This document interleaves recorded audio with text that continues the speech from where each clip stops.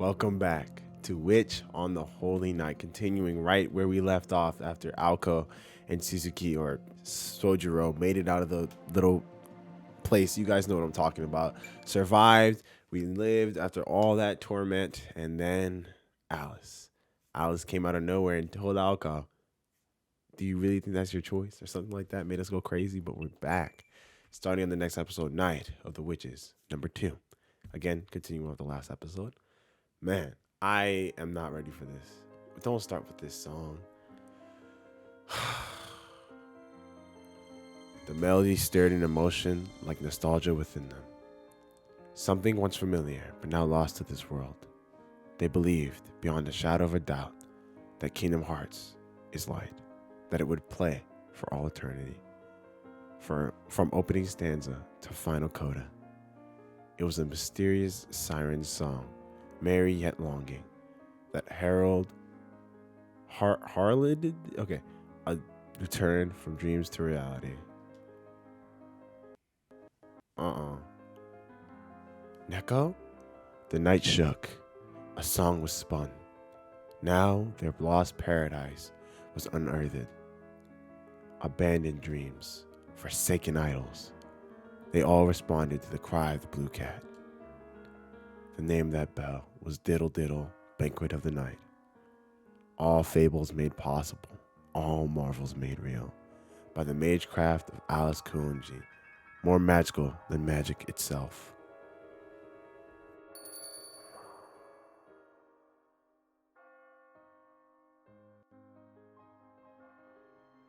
ずいぶんと身勝手ね。それはあなた一人で決めていいことだったかしら、青子。Alice sat perched atop the clock tower like a black bird of ill omen. She smoothed the ruffles of her skirt. Is she flying? As if she were peering. アリス。 There was a tension in Aoko's voice as she lifted her head. The calm atmosphere from a moment prior had long since been shooed away by Alice's gaze. あの子、確か。 Sojiro searched his hazy memory. He could not clearly make out her face at this distance, but he was sure he had seen her around town a number of times. Where and when eluded him, however, as the tension in the air kept him from connecting all the dots. What's up with the audio? ずいぶんと仲間思いになったのね、アリス。今夜は私に任せるんじゃなかったっけ？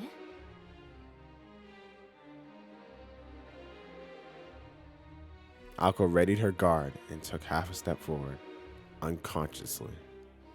From an objective standpoint, it almost looked as though she were protecting the figure beside her.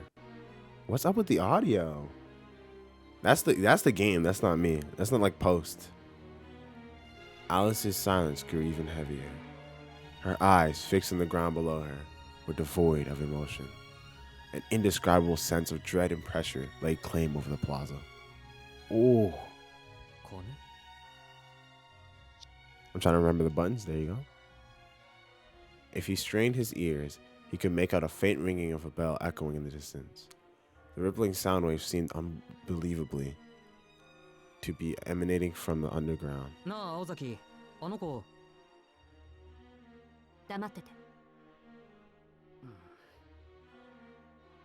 Sojiro stepped back, trying to stay out of the way. It was as though he had been told to go to hell for the crime of asking if the girl was Aoko's friend. そうね。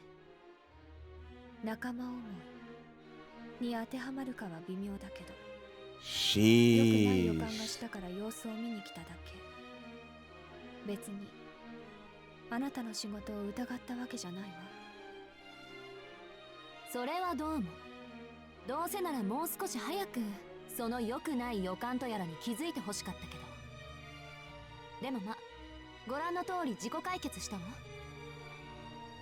夜も遅いし、さっさと帰っていいわよ、アリス。私の仕事っぷりを疑うわけじゃないんでしょ？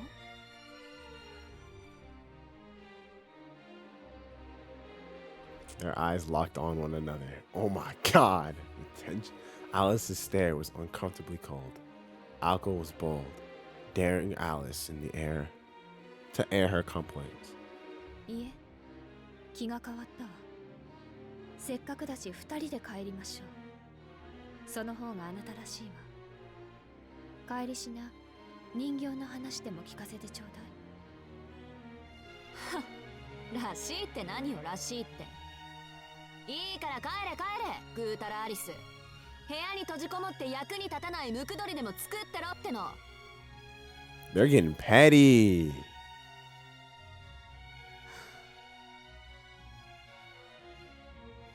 Alice is. Alice might be top tier. A disappointed sigh escaped Alice's delicate lips. It seemed that the black-clad girl was more astonished than angry. 青子、口にしたくないけど本気？ Quietly, Alice questioned her roommate of nearly 2 years. 呆れた。二人で秘密を守ると言ったのに。まだ半端にそっち側なの？それとも情でも移った？別に情っていうより私の気分。だいたい方針なんてその場その場で変わるもんでしょ。気分ならなおさらよ。そっちこそ一度した約束は絶対守るなんて時代遅れなんじゃない？ Oh, she's mad. The proverbial knives were out now. Yep. No quarter was given, no quarter taken. Sadly, their partnership was one of convenience and had not reached the level of mutual understanding. Their version of friendship was both delicate and unique. When a conflict of opinion arose, each would refuse to budge until the other crumbled. Neither was concerned for the other's plight, and at least for now, that was how they liked it. そうね。今の暴言はあなたらしいとは思うけど。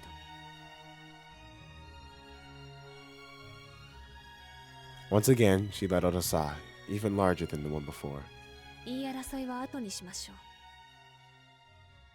そこの彼をいなかったことにするのは。Finally, she struck straight to the point.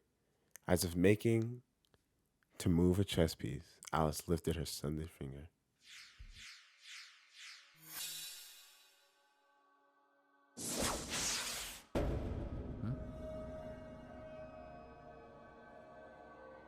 Even this simple action seemed mysterious to Sojiro, the same boy who had been hunted by his classmate Alko Aozaki and borne witness to an automaton. Alko's violence and an animated doll. Though perhaps far beyond the realm of logic, both of these things were derived from reality. As surprised as he had been, there was no need to think of them as total mysteries. However, when the thing appeared out of thin air from a seemingly unrelated gesture, he had no word for it besides mysterious.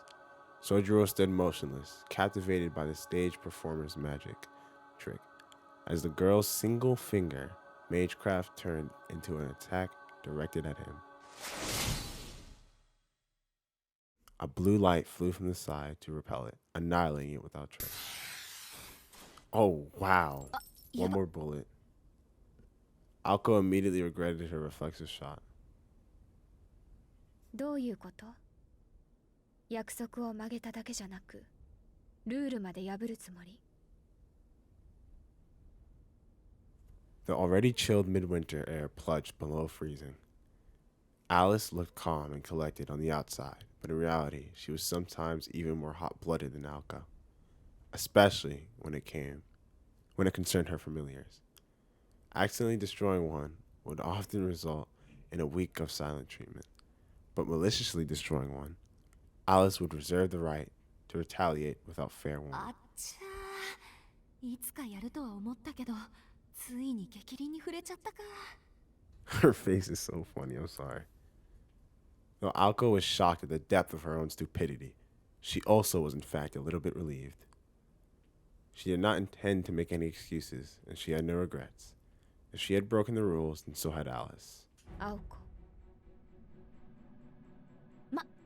なんていうか。 If anything, This took a load off her mind. After all, now there was no going back. Akko never intended to break her own rules. If there was anything for Akko to regret, it was putting too little power into her shot. 私的に今夜こいつに死なれるのは困るのよ。なんで日を改めて殺しに来てくれないアリス。いいでしょ、たった1日ぐらい。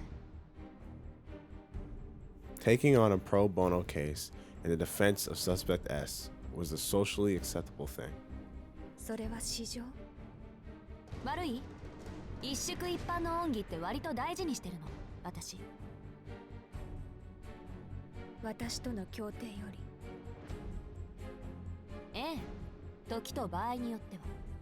This is so crazy. The cinematography. Sojo's human rights have not yet entered the argument. The girls were busy pouring oil on each other's flames. The girl clad in black was the first to move, or rather to erupt. Bro, Alice, I think she's my favorite character. I'm sorry. She's so cool, bro. Oh my god. よくわかったわ、青子。私は彼をここで殺す。あなたは彼をここだけ生かす。つまり私と戦うということでいい？そんなのいいわけないじゃない。Akko bit back the retort. She was very familiar with Alice's magecraft and knew painfully how how many mystics were hidden in Alice's Tiny's body. Tiny's? The odds of victory were essentially non-existent. And once the first shot had been fired, Alice Goenji was without mercy, whether facing roommate or friend. Look at the mystic eye! Yo, this is my favorite character. I'm sorry. She got the powers, the interesting powers, by the way. She's cold. When she's not cold, she's nice and funny. But oh my god, perfect. I'm sorry. A most beloved family member or a stranger. Once Alice began to fight as a witch, she became a heartless, unflappable monster. Alko advanced another half step forward as if to encourage herself. It was too late to back down now. The situation was no longer a trivial quarrel over a witness. The bedrock of their so-called friendship had nothing to do with their individual abilities, but everything to do with being equals in will. That is why, in order to stay true to herself, Akko had no room for compromise or deception. もちろん、あんたを殺すことになっても、そこのバカは生かしきるわ。それに。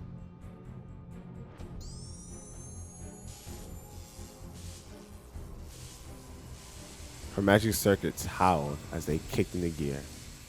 Her body, which had almost been dormant during the battle with the puppet, ignited, preparing to demonstrate its true worth.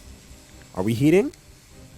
Ooh. どの道最後には殺し合う仲でしょ、私たち。Her courage overpowered any fear she had for her opponent. Ooh. Oh my god. Tuning her body, her magic circuits, to become like a barrel of a gun, Akko fired her magic bullet. It was exceedingly basic magecraft formula. There was no nature interference, no creating of wind, parting of water, or hastening of decay. It was simply the process of converting the imaginary action known as magical energy into something real before realizing it as heat. Thus, Alko's destructive power was equal to her supply of magical energy. The magic bullets she had used against Sojiro were among the most basic single-action magecraft that did not require an incantation. I'm sorry, when I said incantation, I was thinking of Elden Ring. I'm sorry. At her present ability, Alko's main mode of attack, her magic bullet could be fired at 3 levels of power. These were at the 2nd level. Wow. This required a double action magecraft, a casting through activation of her crest combined with a simplified incantation. Oh my god. Resume. She's gonna teleport away. Easy. Oh, she just blocked it. She didn't even put her hands out, did she? However, without blinking, Alice dispersed the shot that Alco had mustered all of her spirit to fire.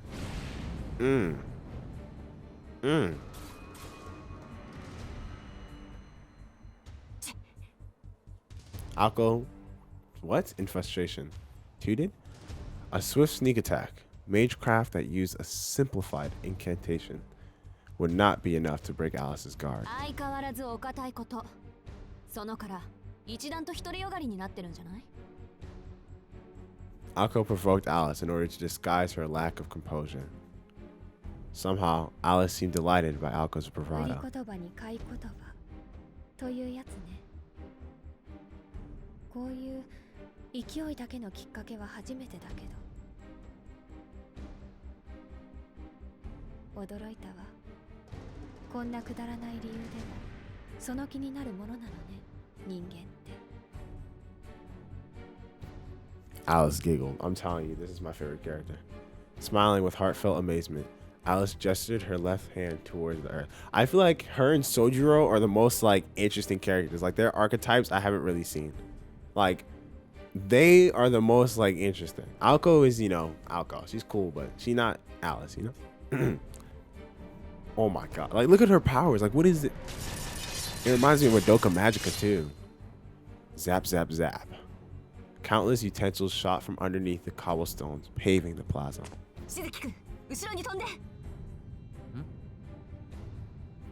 She grabbed his hand as she shouted, jumping backward before he had even had the chance to respond.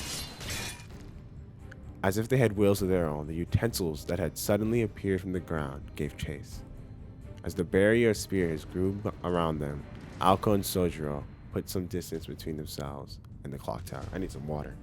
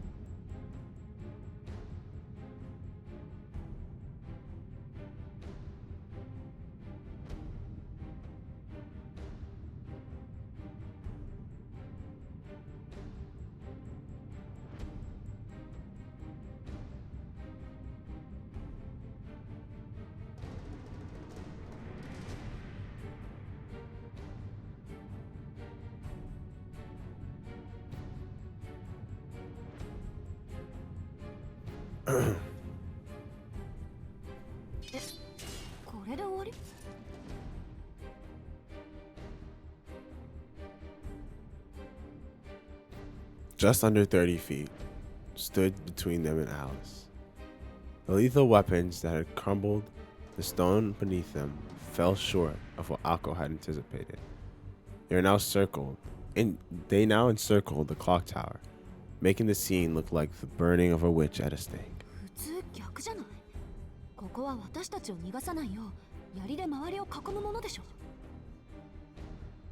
The path behind them was safe. If they wanted, they could try to make a break for it, for the main gate, and try to escape.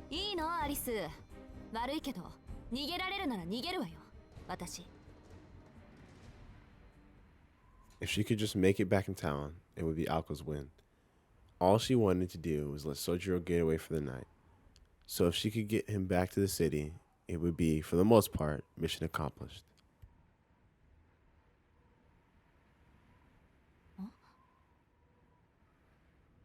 Or so she had thought. Without even offering a glance at her targets below, Alice carefully and lovingly pulled out a bottle from her pocket.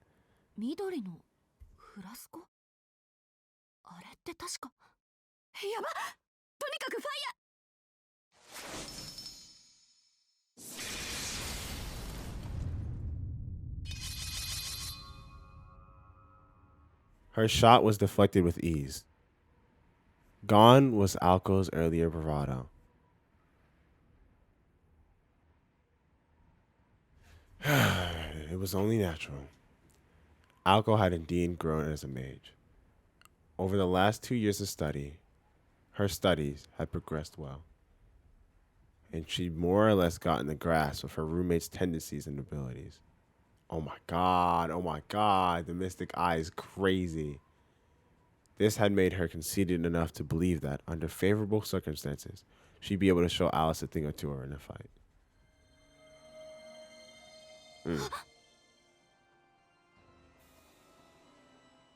Alice uncorked the magic bottle. A gentle breeze caressed her cheek. Diddle Diddle fled as a new player stepped onto the stage. But from where would it enter? The sound of footsteps, a nostalgic parade had approached.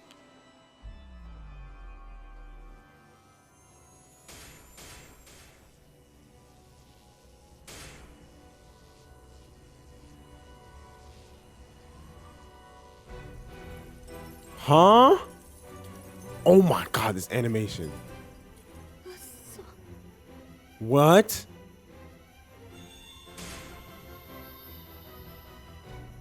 Unfortunately, it was true.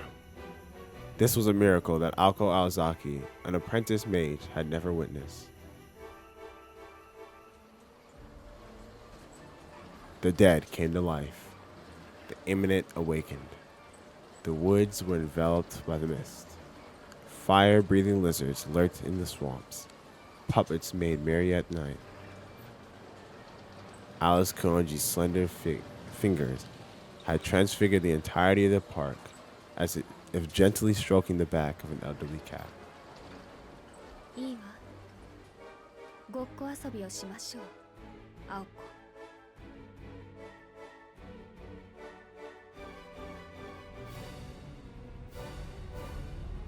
For one night, the wasteland of dashed hopes and dreams was restored to its former glory. Huh? I'm still so confused. Tartarus? It was an immortal monster ready to devour reality. Oh my god. This girl got a third eye. A dark fairy tale that once unleashed would never let its prey 逃げら escape. れるものなら逃げてみせて。 Run if you dare. どこまで行けるかわからないけど、この夜を越えることができたのなら、あなたの勝ちにしてあげる。 Such a menace. Oh my. Oh, wallpaper. Her declaration marked the start of a desperate battle. The witch in black laughed at her friend. Her musical mirth filled with affection, sadness, and innocent delight.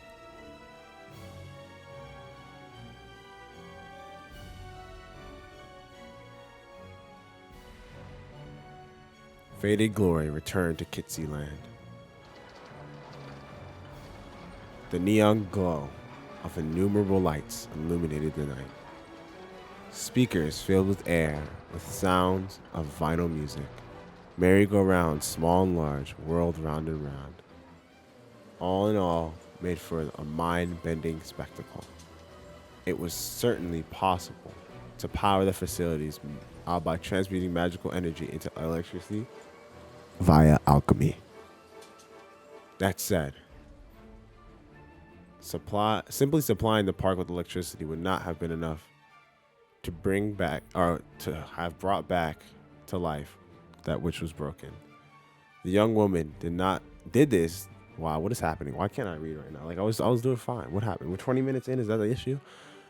By not mixing chemicals into a compound, but by melting oh my God, down divine providence into a witch's brew. It's the water. It's something in the water I drank. It has to be. It was after I did ま that. ずいわね。アリスのプロイは何個か見てきたけど、今回の桁が違う。セット。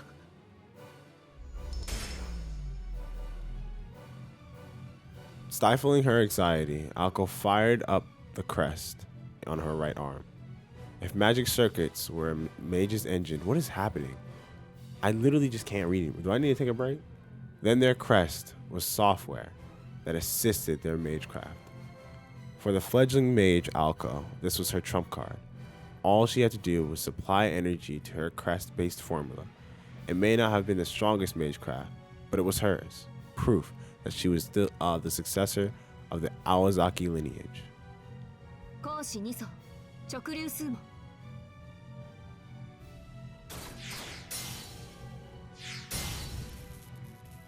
The pattern of her crest shifted to execute the formula, which then connected to her magic circuits. The process resembled trains changing rails, a puzzled a puzzle involving dozens of circuits. She constructed it as swiftly as possible without sacrificing the quality of its construction. Instant mage craft cast without an incantation would not be enough to reach Alice Kunji. Alko had gauged the strength of Alice's defense with her initial shots. She would dial up the power 5 times the next time, driving 20 tons of force into her target. Alice had the protection of a thick hanging fog and a dense barrier around her. However, this attack would be more than enough to pierce through both. If Alko struck home, at best it would cave in Alice's chest and end the fight. At worst, it would at least knock Alice down from her position on top of the clock tower. Dang, they really don't care about killing each other. そろそろいいかな。 As always, there was one guy who spoiled the deadly tension, pulling Alko out of her killer mode. Sojiro had been looking back and forth between Alko and Alice in confusion. それでどういう話になったんだ？ Her face. He said it like he might ask for directions to the train station. Normally, she would have lashed out and screamed in response, but his entirely serious tone shocked her more than it angered her. 信じられない。慣れてきた。私。 Alko swallowed back a sigh and returned her focus to activating her crest. 交渉は決裂。ちょっと怒らせすぎた。あの子から見れば、まあいい機会だし、遊園地ごと私を亡き者にしようって腹ね。Sojiro tilted his head, as if begging for a simpler explanation. 私、割とあの子に恨まれてるから。捕まったが最後、どんな風に殺されるか想像すらできないわ。要するに、あんたも私も、あの子をどうにかしないと生きて帰れないってことよ。そんなとばっちりだ。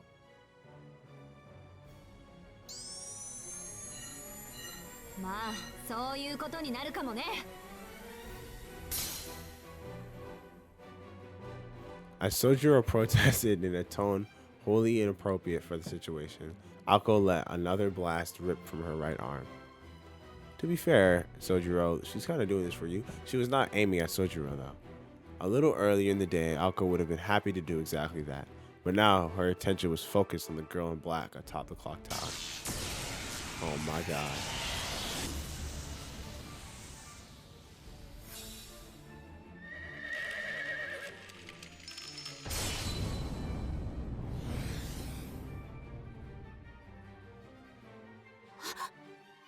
Alice is so busted. She could hardly grasp the situation amidst her astonishment. She fired the strongest, fastest magic bullet she had the ability to conjure, and Alice blocked it. That was to be expected. When Alice set her mind to defending herself, such an attack was child's play. But what just happened? Something she had never seen before had leaped to Alice's defense. A team of horses? A plague of locusts? No. Those things existed in this world, unlike that Alko had just witnessed. Normally, creatures could not form like a spontaneous cloud of fog.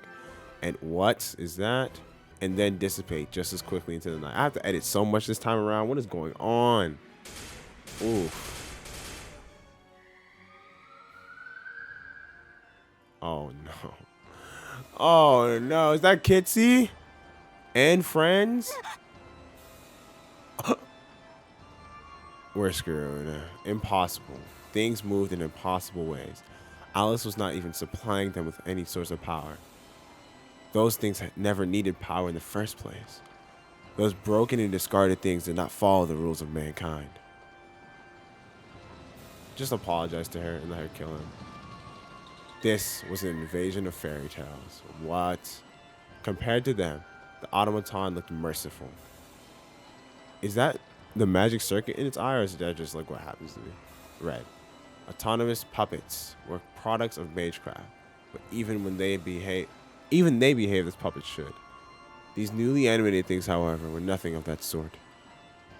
Empty vessels became living creatures, dummies warped into malformed beings.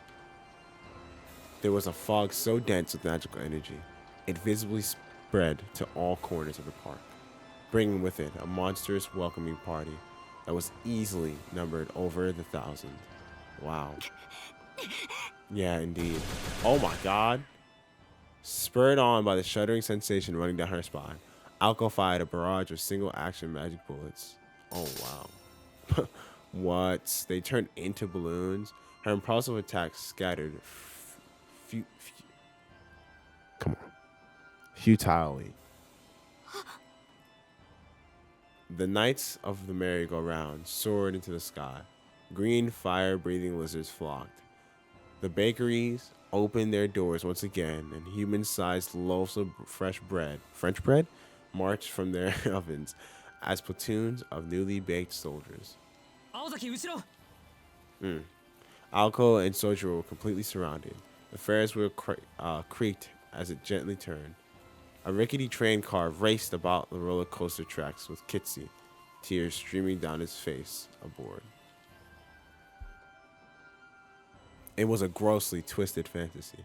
The girl in black reigned over the insanity-filled park. I don't see how we win this. Yeah, oh, now we're screwed. Alco is transfixed by this. I mean, if Alice wins, I win, but whatever. She unfolded it around her. Oh, the scene that unfolded around her, sorry. Then she realized what was happening. そうだこれは Alice had once told her of Meinster's familiars. Among them were 3 of particular notoriety, one of which she recalled being capable of something similar to this, and it was called プロイキッシャフラットスナーク 青崎だから後ろ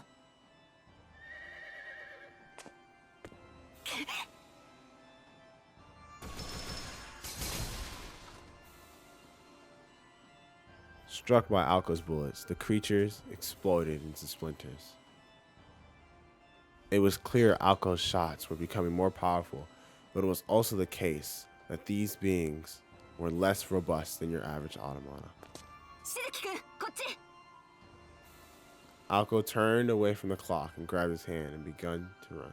Began to run. What in the? 青崎 Oh, the silhouettes.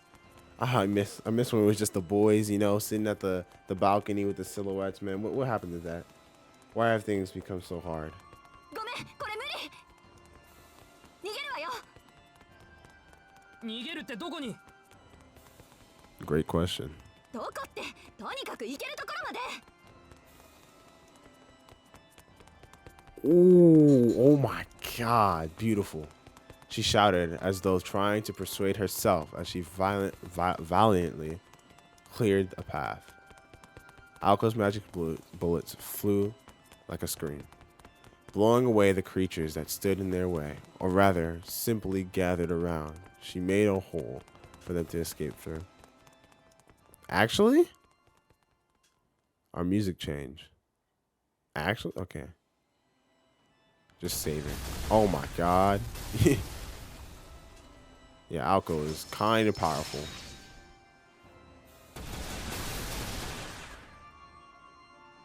Magic bullets exploded like blue fireworks. Visual novels are kind of fire, bro. This game, or visual novel is actually fire. Alco and Sojiro ran down the bumpy brick road. Their bond, forged in the heart of battle, went far beyond mutual convenience. They headed for the park's exit at full speed without exchanging a word or look. The weirdness only extended as far as the park border, so they would be safe as long as they made it outside. Oh my god, French bread. But, speaking of in pure numbers, the difference in strength was 2 versus an army, or rather, 1 versus an army. Sojiro was hardly useful in this situation, and manpower wasn't really the issue here, since they were facing puppets. さっきの大丈夫上からこうでっかいハサミが落ちてきたけど Alco shouted as she blasted away the monsters that stood in their path. There was no time to start for a breath or even to look back. なんとかギリギリ As Sojiro persuaded his voice, too, had naturally become shrill. 5 minutes earlier, they had broken out of the siege at the plaza surprisingly fast. It seemed that the residents' awakening differed case by case, with larger creatures taking additional time. ラッキー、朝に弱いタイプばっかと見た。 Alko joked as she mowed down the small fry that popped up. But then,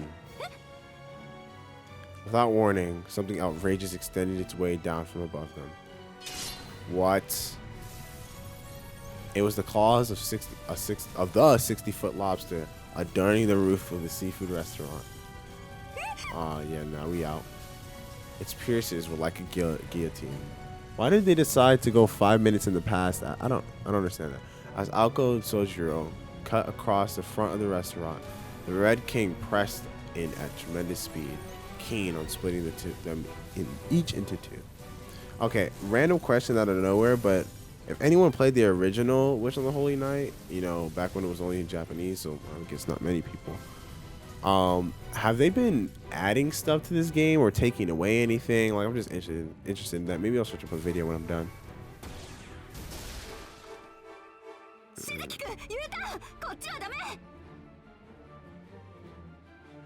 The gate was just on the other side of the restaurant, but they had to take the long way around in order to lose the giant lobster snapping at their heels.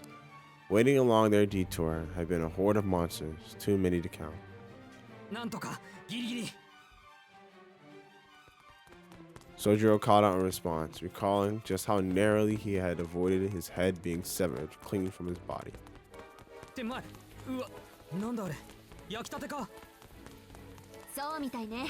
要するに下級兵士よ。 Alko had halted her sprint and set her crest into full operation. 距離7、6、5メートル。あの程度ならスナップだけで事足りる。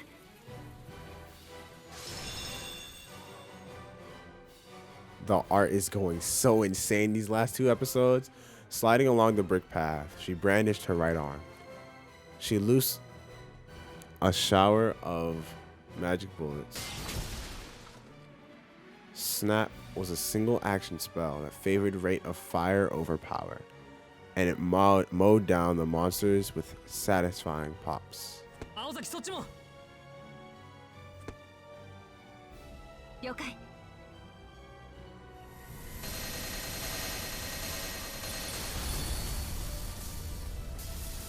Blue explosions bloomed along the lamp-lit promenade. Promenade? Alko's curtain of fire fanned out like a beautiful star mine fireworks show. The toy bread men turned into charcoal. いける。数でこそ押されてるけど、この状態が続くなら逃げ切れる。しずきくん、そっちは。いない、空いてる。ここからなら入り口の東側に出られるはずだ。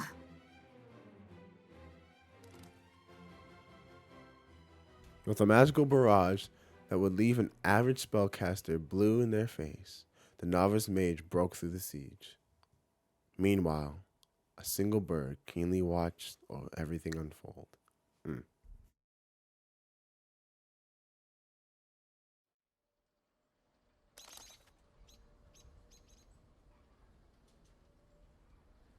Chirp, cheep, cheep, chirp. Oh, I'm sorry. One more time. Come on, Alice gotta be the best character, bro. Like, she's just sitting there chilling, letting everything else work for her, bro. The moment the blue bird descended into its master's field of vision, it made its high-pitched call. The girl listened expressionlessly. I've never actually heard anyone say that. To report. To the report. 予想通りよ。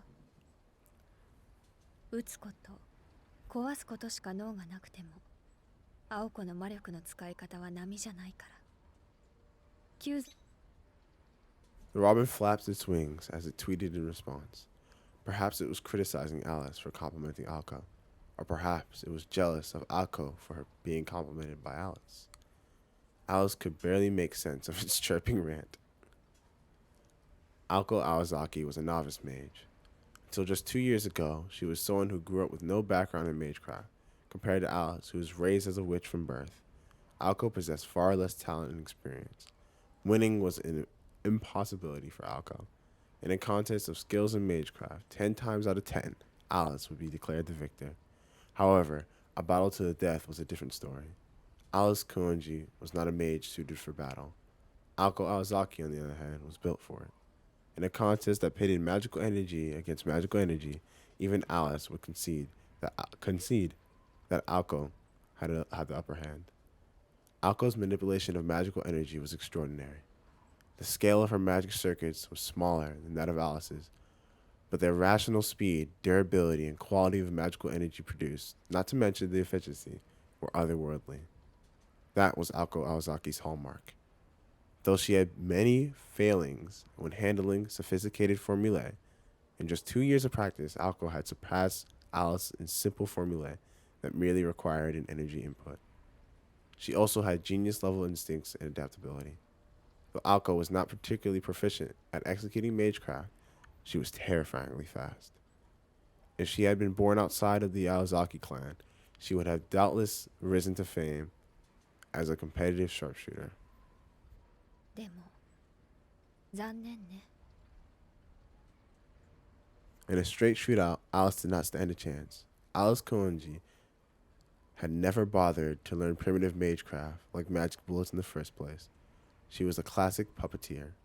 Her familiars would carry out all the particulars of battle as her arms and legs. 制限時間には気づいているわよね、青子。魔力はいくらでも貸してあげるけど、あなたの魔弾はあと半時で値崩れするわ。Chirping as if in agreement, the robin took flight. It had merely been 10 minutes since Alice had made the amusement park into her domain, or dominion. To what would the green fog give birth next? Alko and Sojiro, still running about, would soon come to understand the gravity of their situation. English is not my first language, please.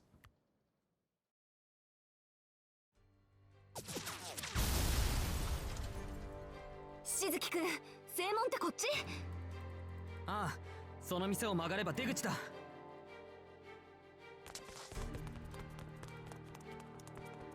Running nonstop, running nonstop at full speed, had them at their limits. Their breath raged. The two flew around the corner. Amusement park though it was, this was still the infamous Kitsyland.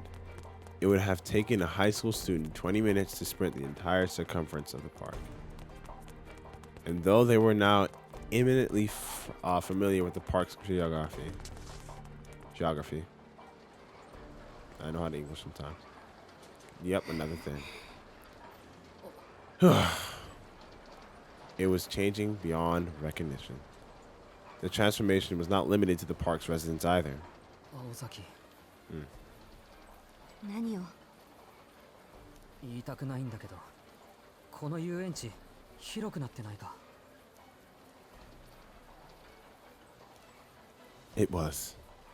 Their problem wasn't as mundane as mistaking the location of the exist or getting lost in the terrain. No, the park was warping and twisting upon itself. Even now, the structure was expanding and growing like that of a living creature.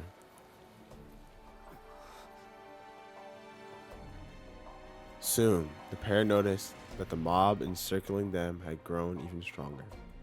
Entrusting her back to Sojiro, Ako summoned all of her effort just to keep from whining. No one would have thought twice if it had just been Sojiro cowering in shock and terror, but Ako doing the same. She bore responsibility for causing and then dragging him into this mess. She could not afford to succumb to panic. 大丈夫。落ち着け私。遊園地の果てはある。遠いけど、鉄柵はちゃんと見える。フラットスナークだって制限なしってわけじゃない。外に逃げるって選択は正しいはず。現状、外までは目算で1キロぐらいだけど。Up until now, they had been too concerned with simply running. Their breathing had become labored. If they had to run another mile without rest, they'd end up collapsing along the 青 way. 崎、体大丈夫か？え？ The whisper from behind her pulled Alko back into reality. 大丈夫だけど、ちょっと一息入れたいわね。 Bro, tell me Sojiro isn't. Oh my god. Look at he's so cool, man. Like I'm telling you, Sojiro and Alice, they're the top two right now. 賛成 Hard to beat. ここから休みなしで外周まで走るのはやめた方がいい I feel like we're not even halfway through the visual now. I feel like we're 10% in. Like I just feel like there's so much. Like right now we're doing this little inner conflict. Like there's no real villain yet. Like, bro, oh my god, I'm loving this so much. 驚いた。しずきくんも外まで走ろう派とは。He said he's good at running. After saying this, she let slip a little giggle. Far from debilitated by panic, her comrade in arms had been analyzing the situation, forming his game plan. ちょっとだけ建物に逃げ込むのは気は進まないけど、それしかないわね。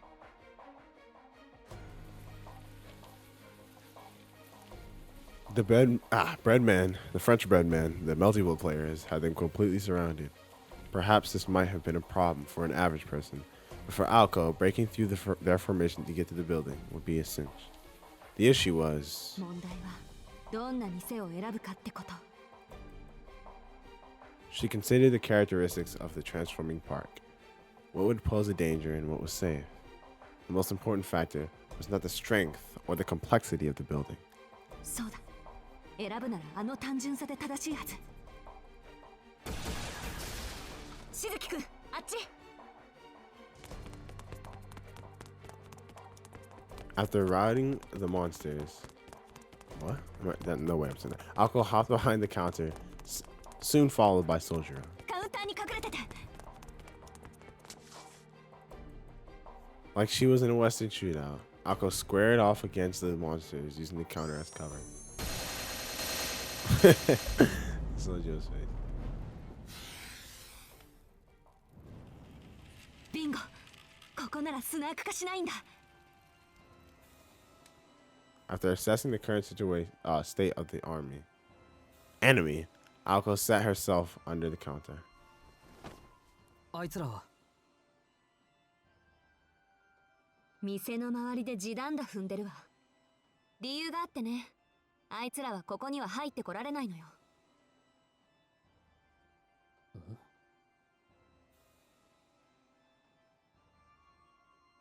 Alco gave the perplexed Sojiro a grin and took a deep breath. She heaved, got you, a heavy sigh of relief and fatigue. とりあえずコーヒーブレイクね。ここは遊園地の中でも遊びのない場所だから、あいつらにとっては鬼門なのよ。Yeah, that makes レジ sense. スターも調理器具も最近のものだし、擬人化されたマスコットもないし、スナーク化するにはちょい文明犬すぎるってこと。スナークあいつらの名前よ。つけたのは私じゃなくてアリスなのかしらね。あの子の性格的にちょっと想像できないけど、まあとにかくそういう名前。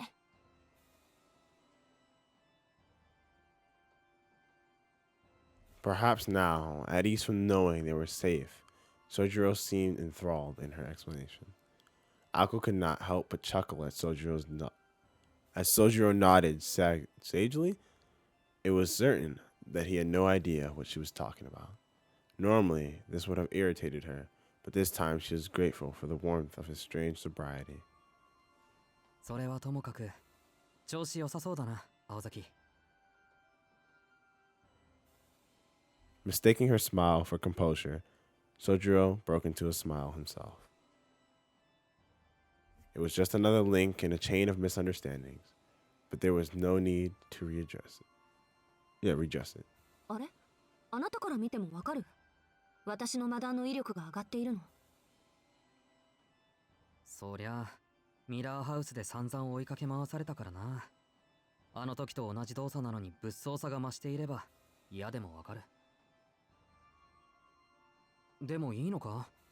確か数に限りがあるとか言ってただろう。もう随分撃っちまったけど20、30じゃ効かないぞ。あんた時々あれよね。ん？ Her opinion of him improved just a little bit. なんでもない。私の魔弾の威力が上がっているのは単純に魔力の濃度の問題。さっきから霧がかかってるでしょ。あれ全部魔力なのよ。弾を撃つための燃料と思って。 Magical energy was divided into two broad categories. First was OD, produced inside the mage's body. Second was mana, which filled the atmosphere. At the moment, the amusement park had turned into a fairy tale land overflowing with mana. Although it meant nothing to the average person, to a mage, it was a paradise where spells could be cast as much as one pleased. じゃあ残り魔力とやらは気にしなくていいのか。注意すべきは怪我と体力だけ。まあ個人的な責任においてはその限りね。 Sojiro breathed a sigh of relief. From Sojiro's perspective, more than the monsters she mowed down, Alko was the biggest bully on the playground. He had been more concerned about what would happen should her magical energy be exhausted, but luckily for him, she was far from surrendering her crown. Sorry. 頼りにしてくれるのは嬉しいけど、ぬか喜びよ。 No, Alko, don't do this. あんな雑魚たち、ただ動いているだけのガラクタなんだから。スナーク本体は当然として、アリスが他の童話の怪物を出してきたら、私じゃどうにもならない。他の童話の怪物。遊園地をこんな風に変えたやつ以外にまだいるのか。そう、プロイキッシャーって名付けられた私たちでさえ目を背けたくなる反則。不可能な夢物語をも再現する時代に取り残されたデタラメよ。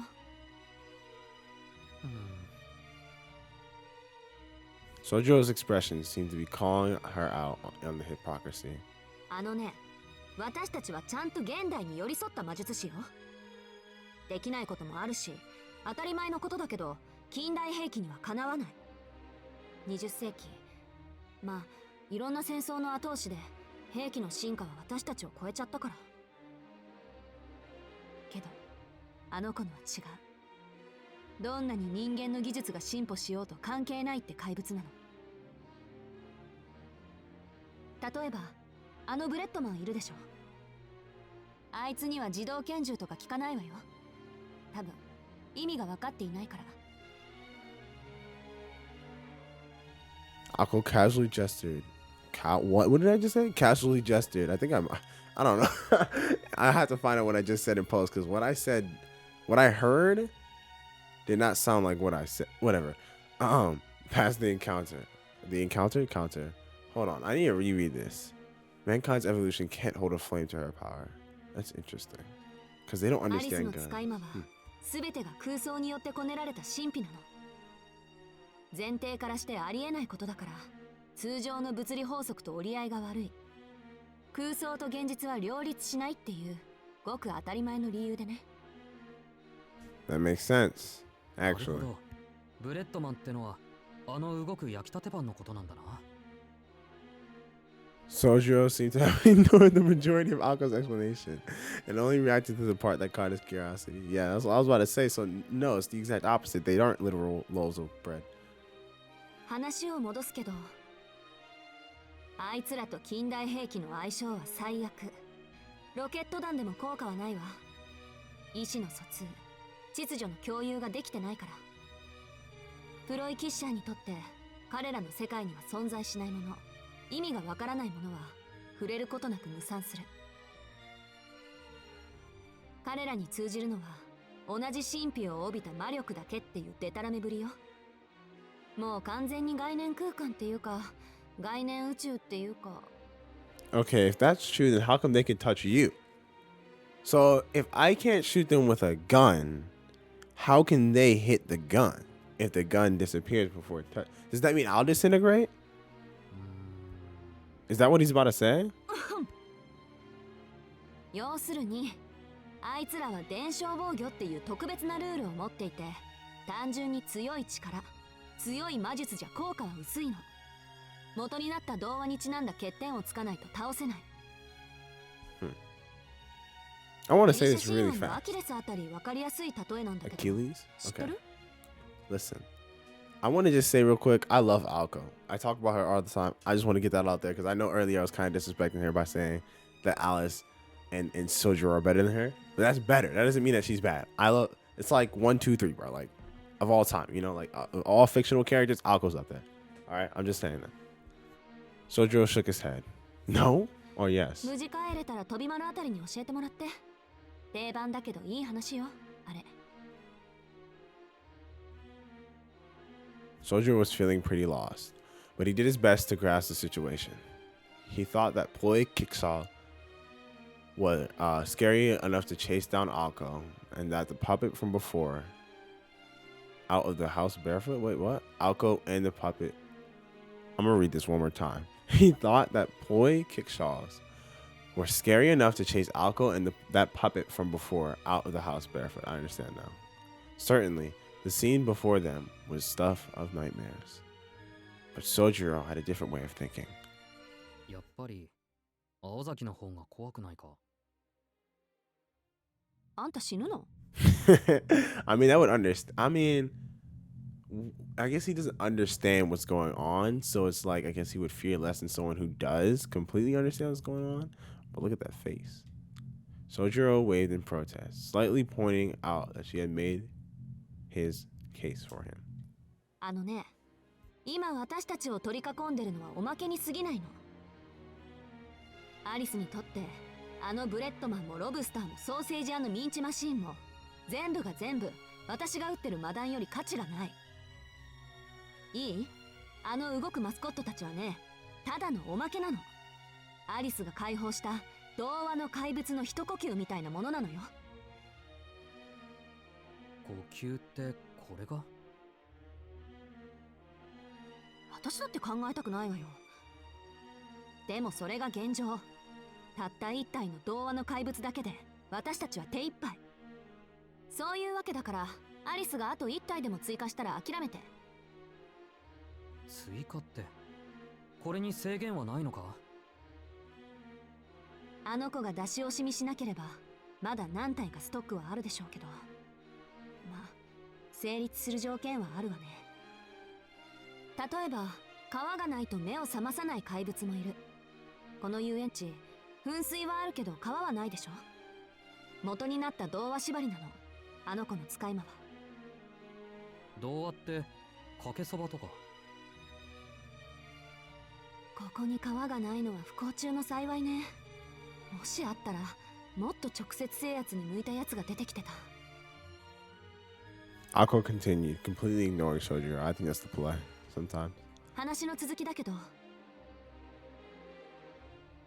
アリスの魔術の基本はマザーグースって知らないか？イギリスの歌で遊び心に富んだメルヘンチックな内容よ。I don't know about Mother Goose either. I don't think. ただそっち系のプロイキッシャーは怖くないの。みんなそれなりになんとか魔術にも落とし込める範囲だから。聞きたくないんだけど、そっち系じゃないのは？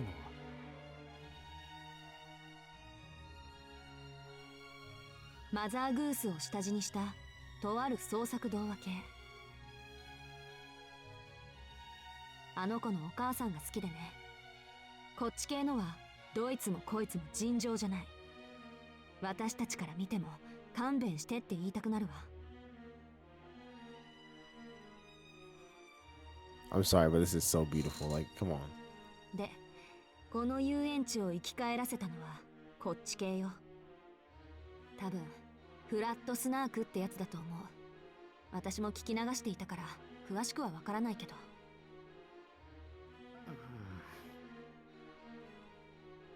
Sojiro swallowed in discomfort, making its way up to his throat. He really wanted her to express things a little less vaguely.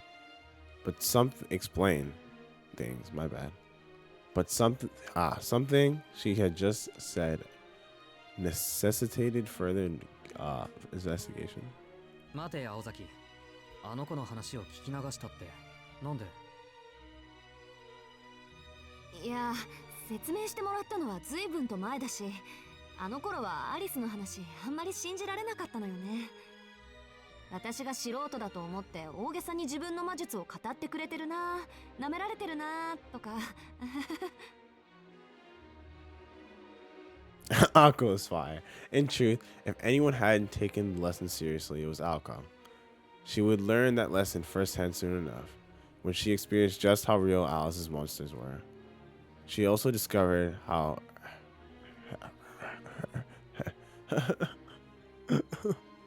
the monster witches truly were in a world of nature. Heretical? I tried it. Heretical. Because I think it's supposed to say heretic, right? And heretical. I've never heard anyone say heretical before. That's why I'm like, that's no way that's what that says. But I'm pretty sure heretic is what they're... whatever. その聞き流した内容は何でも強力な結界を張るプロイだって。アリスが受け継いだプロイは山ほどあるけど、その中でもえりすぐりの一つよ。捨てられたもの、忘れられたものを童話的に蘇らせるやつで、今まで誰も破ったことがないとか。それでついたあだ名が触れられぬもの。フラットスナークじゃないのか？それもあだ名。とにかく正体がわからないやつばっかりなんで、一つの個体に複数の名前が付けられるの。フラットスナークはその中でも正体不明さはトップランクのデタラメぶりよ。あなたルイス・キャロルのスナーク狩りって本知ってる？いや、そもそもルイス・キャロルというのは。そっからか。ドジスン教授はそうね、特殊性癖を持った妄想紳士ってとこ。まあこっちは別にどうでもいいか。人によっては時間の無駄だろうし。今重要なのは彼が残した著作の方。スナーク狩りはね、スナークって呼ばれる正体不明の怪物を捕まえようと奔走する冒険家たちの話なの。キャロルらしい皮肉ばっちり、支離滅裂、意味不明、結末不在の本当に困った本で、一行は島で苦しみつつ最終的にはスナークを見つけるものの、見つけたベイカーは唐突に姿を消して終わってしまう。よくわからないもの探しに奔走する人間の風刺なんだけど、この遊園地において誰がベイカーで何がスナークかは言うまでもないでしょ。Alco elected not to share this, but the Flat Snark had other popular names as well. The Enigmatic Island, the Five-Dimensional Plane. These names were not given to it by Alice, but rather muttered by mages whom the monsters defeated. Ooh, I'm sorry, what? The mathematics snark is a term used in the graph theory to refer to a contradictory and impossible planar graphs. A plane proven to be unable to exist in this world was given the name apt for an ill-fated existence, paradoxical in nature. The fairy tale monster ascribed this name was said to hold no form discoverable by man. Alco also declined to mention something else. Flat Snark was a fairy tale monster that could grow. It would hide somewhere in the amusement park, continuously exhaling magic energy until the park completely transformed into a fantasy land. Wow. 脅かしてもしょうがないし。何か言ったか？別に。簡単に言って童話世界の再生がフラットスナークの力なの。この遊園地との相性は抜群でしょうね。何しろもともとが童話を元にした遊び場だから。If this had been a business district, for example, Flat Snark would have posed far less of a threat. At most, his power would be limited to projecting the shadow of a dinosaur onto a building's window panes. だからここは安全だって。ん？ Sojiro realized something was wrong when he noticed a glutinous liquid dripping onto his back. Oh my god. He looked up to the ceiling. Their eyes met. Before he had a chance to think, Sojiro hopped up from the floor. Taking the initiative, he jumped out from behind the counter. Busy trying to stop him from committing an act of suicide, she also came to her feet. Immediately, she noticed something being brought to life overhead.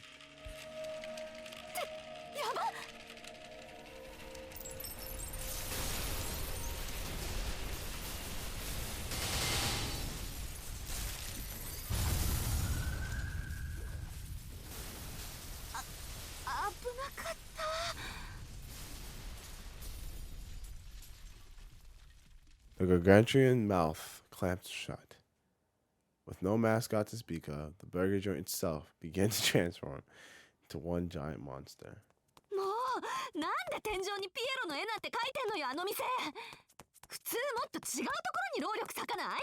そんなにピエロが好きなら入り口にでも飾っとけ。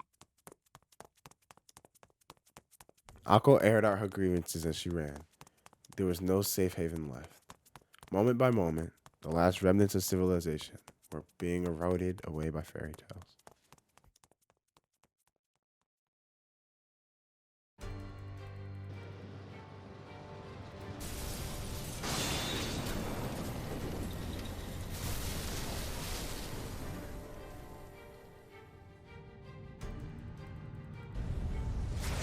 The amusement park had reached the final stage of snarkification. It was not just the mascot characters that had been granted life. Like the burger joint, even the buildings had begun to transform. The roller coaster that made its way about the park writhed and twisted like a Chinese dragon.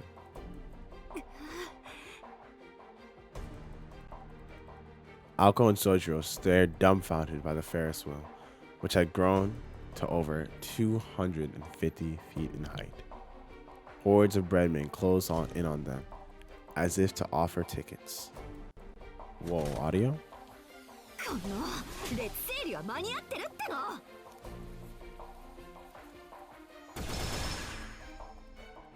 Mobs of trinkets, actual kickshaws, rampaged the park. Whenever a hole was punched in the envelopment, it was instantly filled. It was a battle of attrition, with no end in sight. But that was a matter of course. I'm just thinking because a matter of course reminds me of the Testament theme, but as there were few fairy tales about limited resources. Joe? なんかどうしようもないぞ。こいつら増える一方だ。スナーク本体を探して。童話の怪物には本体に当たる器物があるの。それさえ壊せば遊園地から出られるはず。本体ってどんな？さっき言ったでしょ。童話の怪物は現実にないものだって。今までいなかったおかしなやつとか現実じゃ。おかしなやつって例えば？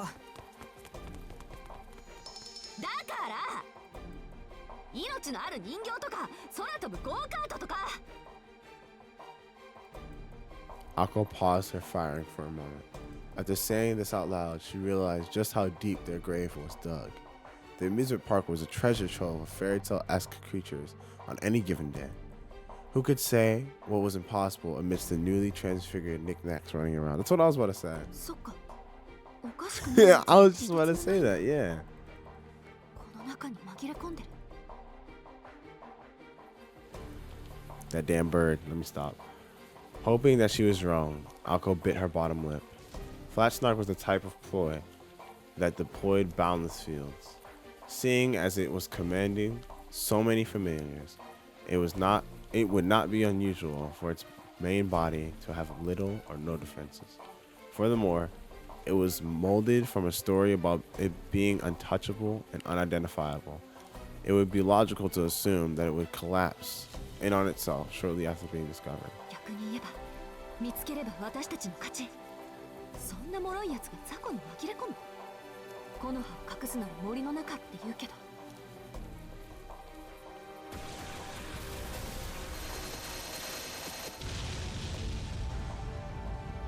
This was closer to the truth than Alko realized. As long as there was the slightest possibility of it being hit by one of Alko's stray bullets, it would not dare to appear in front of them. Its true form was orchestrating the park from somewhere safe. でもどこかに見えているはず。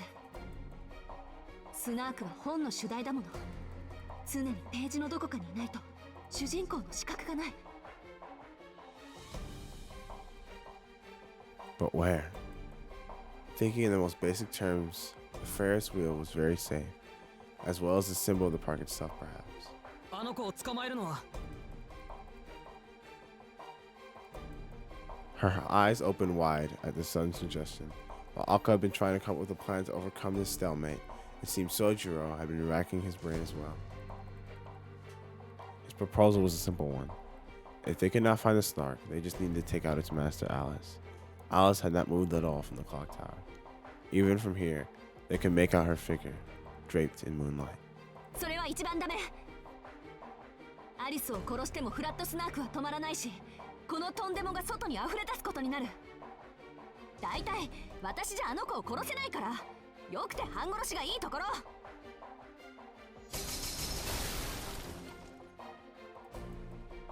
A breadman, angered at the insult hurled toward its master, moved to attack and was mercilessly burned to a crisp. Rip. The two stood back to back, catching their breath. With no plan to speak of, and no route of escape, they had reached rock bottom.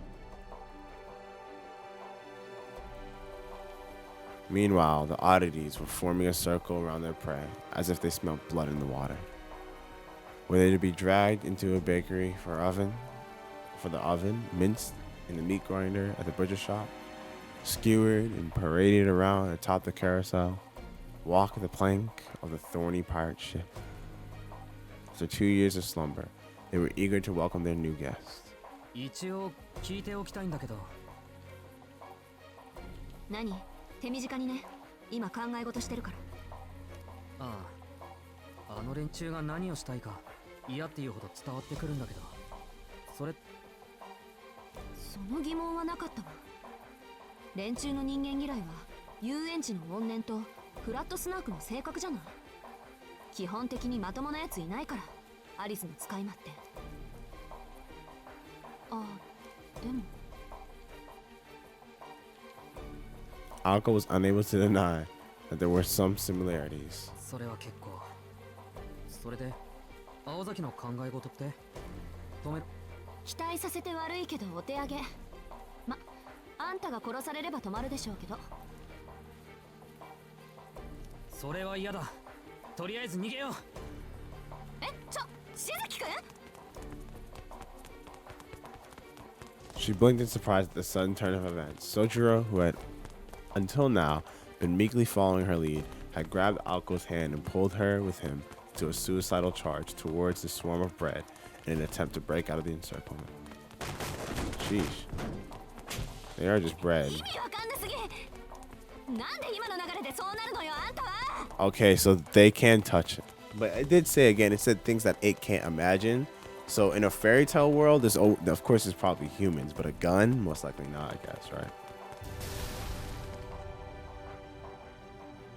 Alko nonetheless followed Sojiro's uncharacteristically gung-ho lead, cursing him all the while. Sojiro would not be able to break through the surrounding wall of enemies with brute force. Alko regained her bearings and let fly a spray of magical bullets ahead of Sojiro.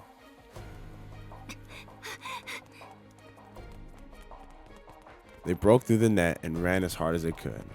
At this point, all that was left to do was what they had planned from the outset, aim to get out the park, but not before addressing what needed to be addressed.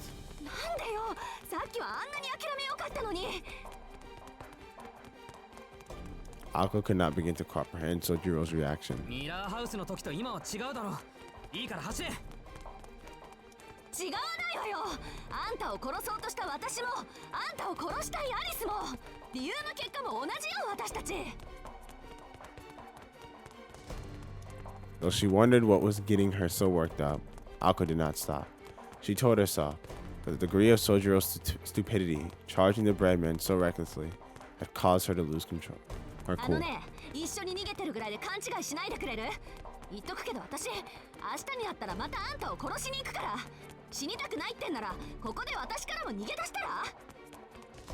それはまた今度の話だろう。だいたい青崎に殺されるのならいいけど、あの子に殺されるのは嫌だ。だからなんで？だって顔も知らない、話したことさえない相手だ。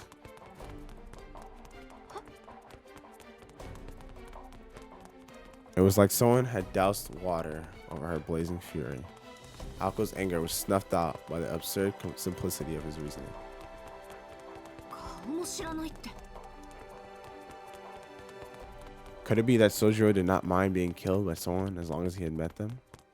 Alco chased behind him, grimacing at the ever-increasing Why do they keep putting this word in front of me? Alvidal.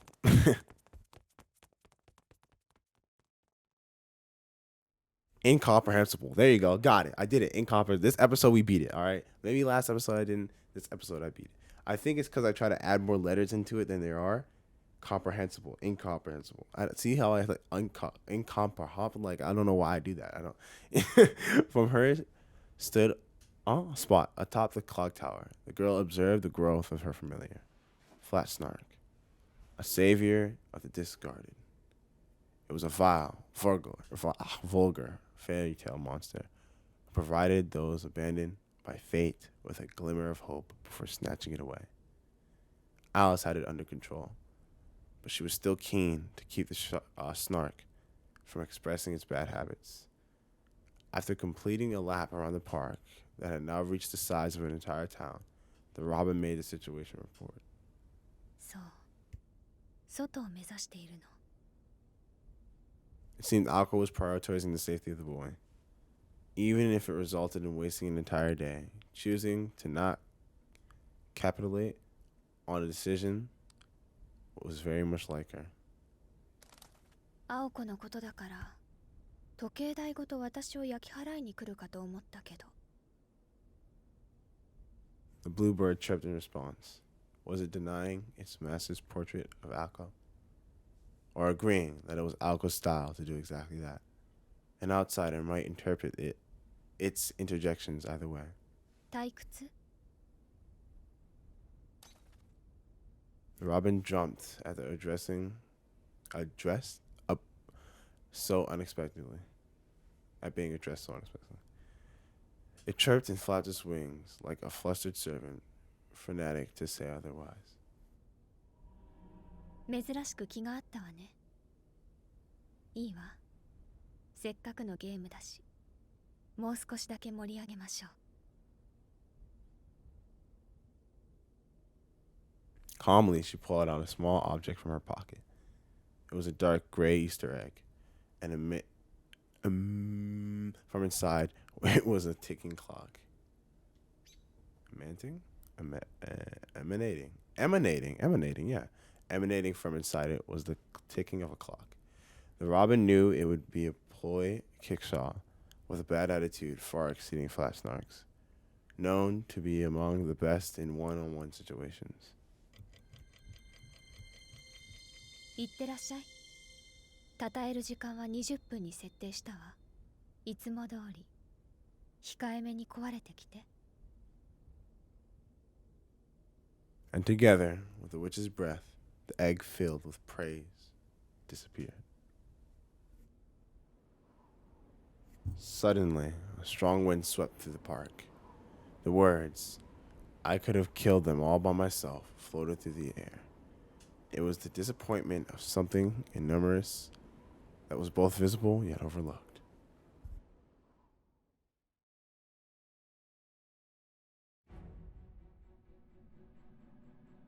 Alco and Sojiro continued to dash toward the boundary, separating from the park from outside. So, was the thing in the air, the sky? Like, was the sky the thing? Is that what that was trying to allude to? I don't know.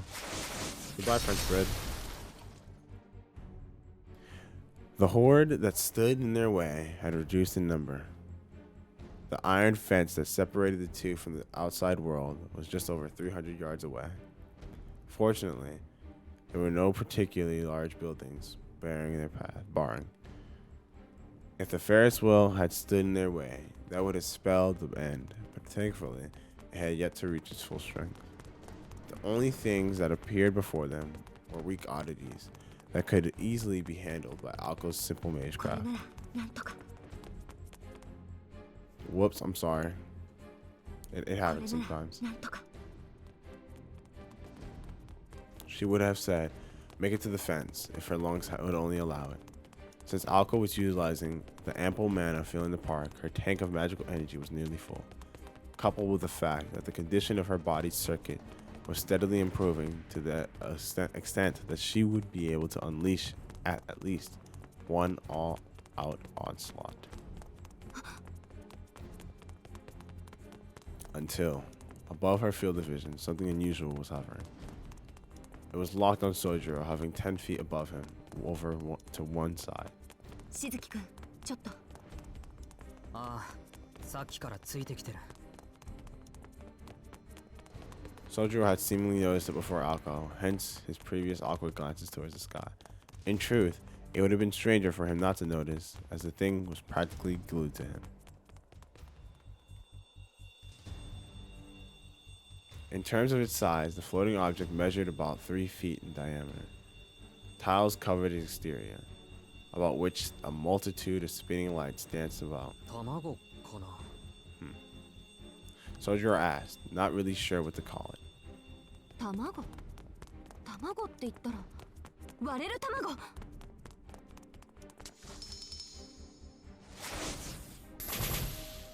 Come on now, it can't be that easy. Her bullets bounced off like it was made of rubber. That trait, the ability to deflect all outside interference, confirmed to Alco that this thing was undoubtedly a ploy kicksaw. やっぱり外からのルールじゃ壊れないか。しずきくん、あれから絶対に目をそらさないで。いい、何があっても見続けること。視界の隅に入れとくだけでいいから。ああ。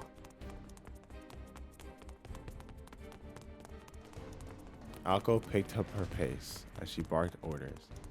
The Eggman who sat on the wall, he would crack just as the tail spoke up. Nothing anyone could do or say would cause him to fall, but the moment he stopped looking, he would tumble down and break into pieces. いわく、王様の軍隊でも元に戻せない数の破片。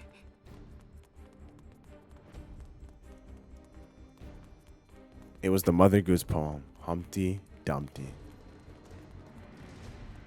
If Sojiro was a target, then the moment he averted his gaze, it would tumble and explode. まあ、爆発するかどうかは知らないけど。Either way, it was going to scatter something troublesome when it fell. Its oval shape, the keyhole adorning the front, and writing inscribed upon it, they all made her anxious. If it was an egg, that meant it was going to hatch at some point.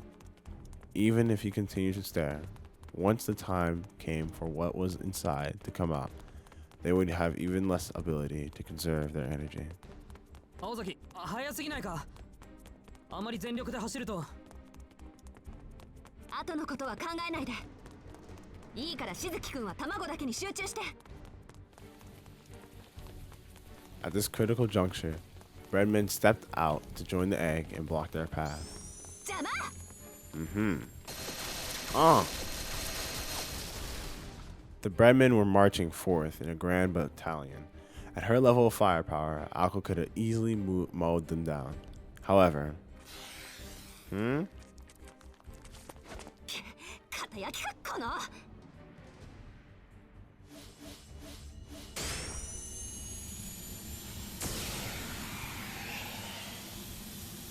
if Snap failed to do the job, that meant it was time for her to put her crest to use. Draw a formula-triggered bullet encased in a full wind jacket. Whoops. If her previous shots were the equivalent of a machine gun volley, then this was her artillery shot. Sheesh. Beam. The hard-crust bread had absorbed their snapshot without a dent, scattered into thousands of tiny pieces at the draw's torrent.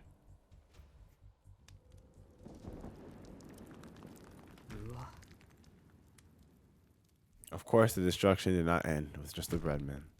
Sending bricks flying, the previously paved road was now bare. Is he not looking at the thing anymore? The nearby stall had turned into a skeleton of steel beams. It was a spectacle that made Sojiro question which force, the wall of Breadman or Algo's ability to lay waste to things, would obstruct their path more. ちょっとなんで距離取るのよそこ。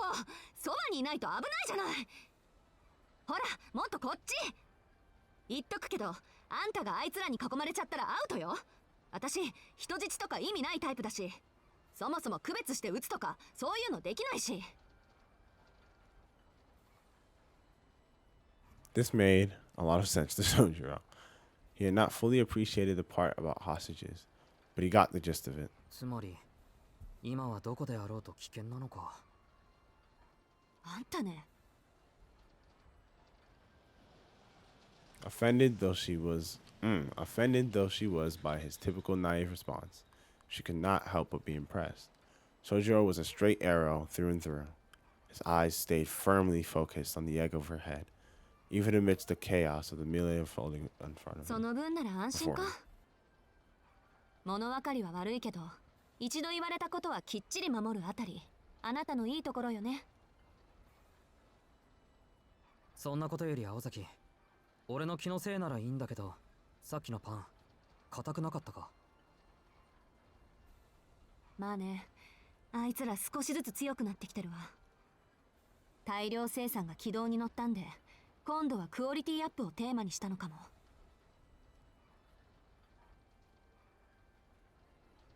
しずきくんでもお察しの通り、ここからは手強くなっていく一方よ。あのパンたちでさえ個体差が出てきたみたいだし。考えたくないけど、そのうちジャム塗ったりレタス乗っけたり、果ては合体したりして。Though she was joking, her eyes were dead serious. Sojiro shuddered at the thought of the situation growing even more dire. じゃあそのうちミラーハウスの人形ぐらいに怖くなるのか、あいつら。間違いなくね。そこまでレアなパンになったら、私も自分だけで手一杯になる。ところでしずきくん、ああいうのと喧嘩できる？ Sojiro shook his head, a look of complete aversion upon his face. Didn't this dude just plow through everyone? Like just now? でしょ？なら急ぎましょう。いろいろ余裕ないんだから。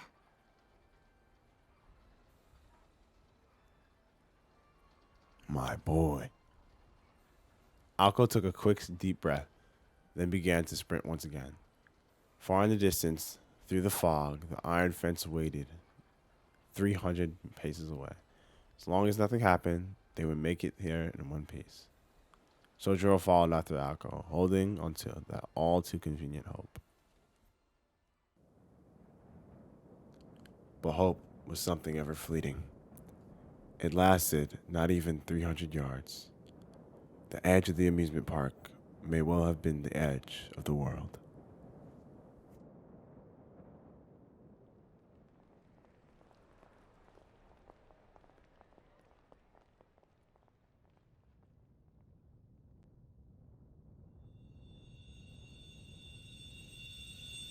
Dozens of undulating horizons could be seen, crowding the sky like a giant cloud or a thick curtain, or perhaps groaning lips. It was the end of the road, the outer limit of an outrageous and fantastical realm, and yet Alko found it to be much like the last page of an enormous picture book.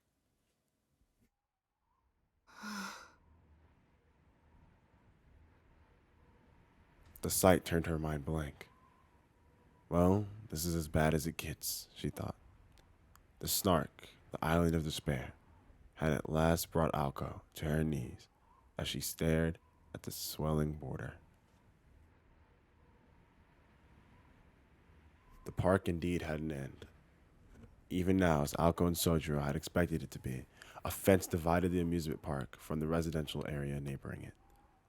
It had both doubled in height and had been made sturdier, another hurdle she had seen before, even laying eyes on it.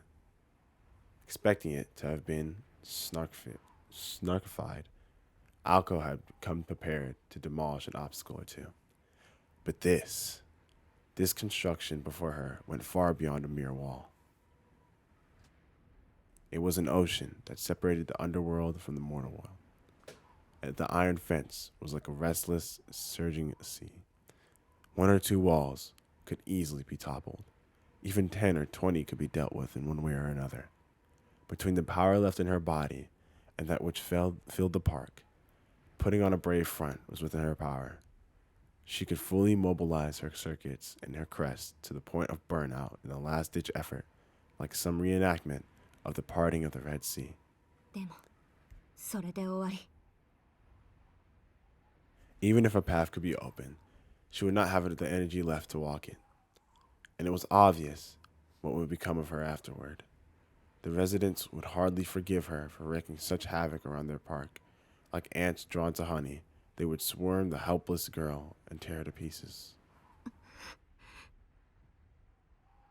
Despondent and exhausted, she felt the faint sting of remorse. Escaping the park, looking back on how they got here in the first place, Alko recognized that her choices had been her undoing. Under the golden moon, beams of steel bent and merged like wire-framed sculptures. It was only a matter of time before the amusement park itself became one colossal monster. The horde of familiars gathered in the plaza where Alice was had formed an impenetrable blockade around her. Just above the head of the boy beside her, the whispering egg called Scratch Dumpty continued to shuffle what appeared on its surface. 青崎 しずきくん。 The boy's voice snapped Alko out of her trance, if only for a moment.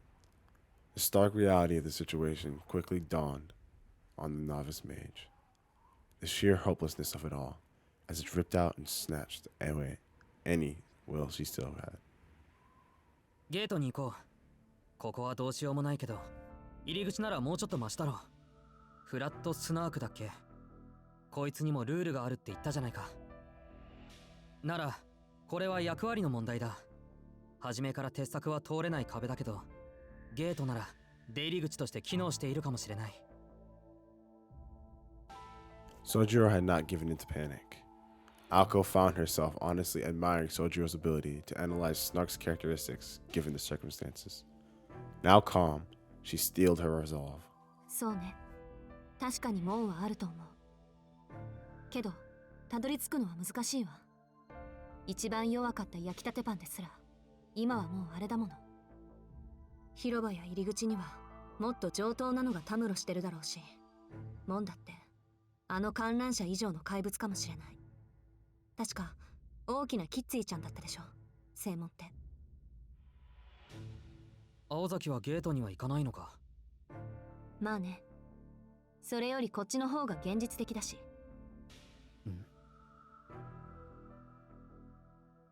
Alko took another glance at the undulating iron fences. It was too late to achieve their goal of making it out alive. In that case, she decided to prioritize the other promise she had made. 今からこの鉄柵を壊すから、あなたはそこから外に出て。それで、私の役割はおしまいよ。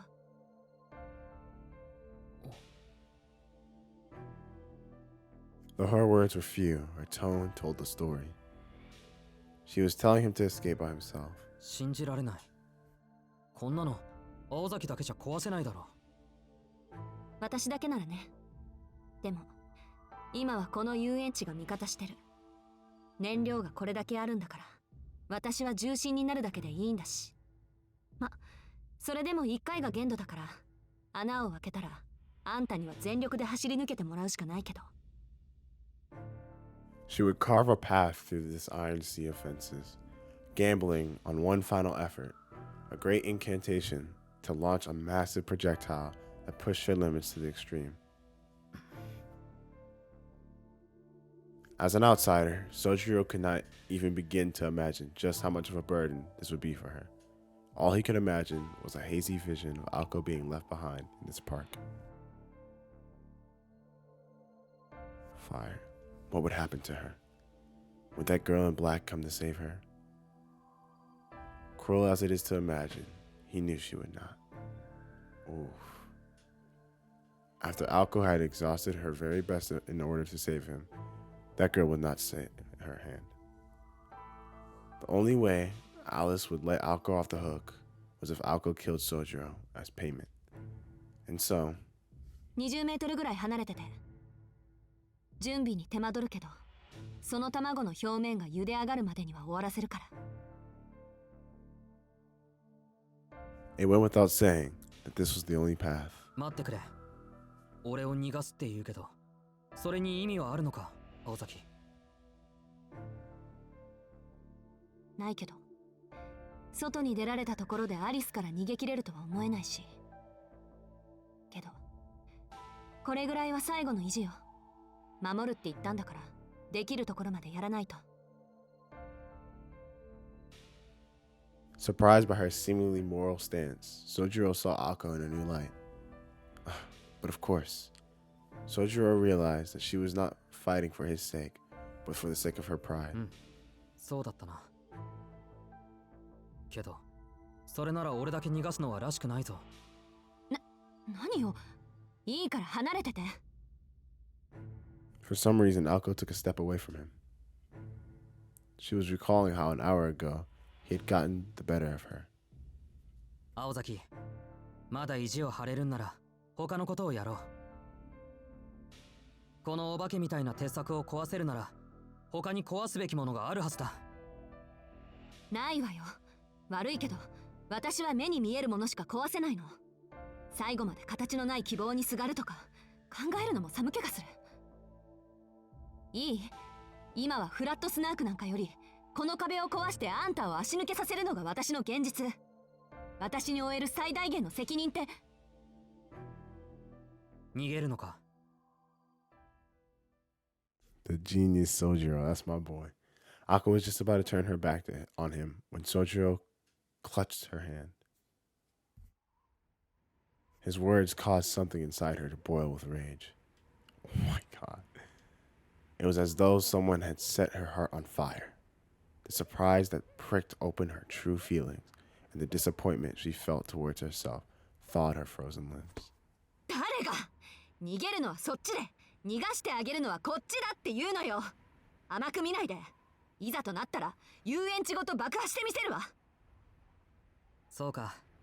ならここで俺を逃がすのは無駄だな。その気迫は本命のために取っておこう。それまでは俺も手伝うから。は？手伝う？それこそ無駄な気遣いよ。あったまきた。いいから逃げろバカ。だいたい走り詰めで息も絶え絶えなやつなんか使えないわよ。そりゃいい加減ヘトヘトだけど、そういう青崎なんか疲れ以上に傷の方が傷んでるだろ。Not to mention the injury to her back that Alco had nearly forgotten about. Even now, she couldn't ignore the pain that the automaton had inflicted on her spine. With iron will, she managed to push it out of her mind, mostly. ほら、魔術とか抜きにすればまだ俺の方がマシじゃないか。入り口までおぶっていくことぐらいならなんとか。できないことは口にしないで。もういいから言って。慣れているもの、私は。でもあなたは違う。こういうの初めてでしょ。だからいいの。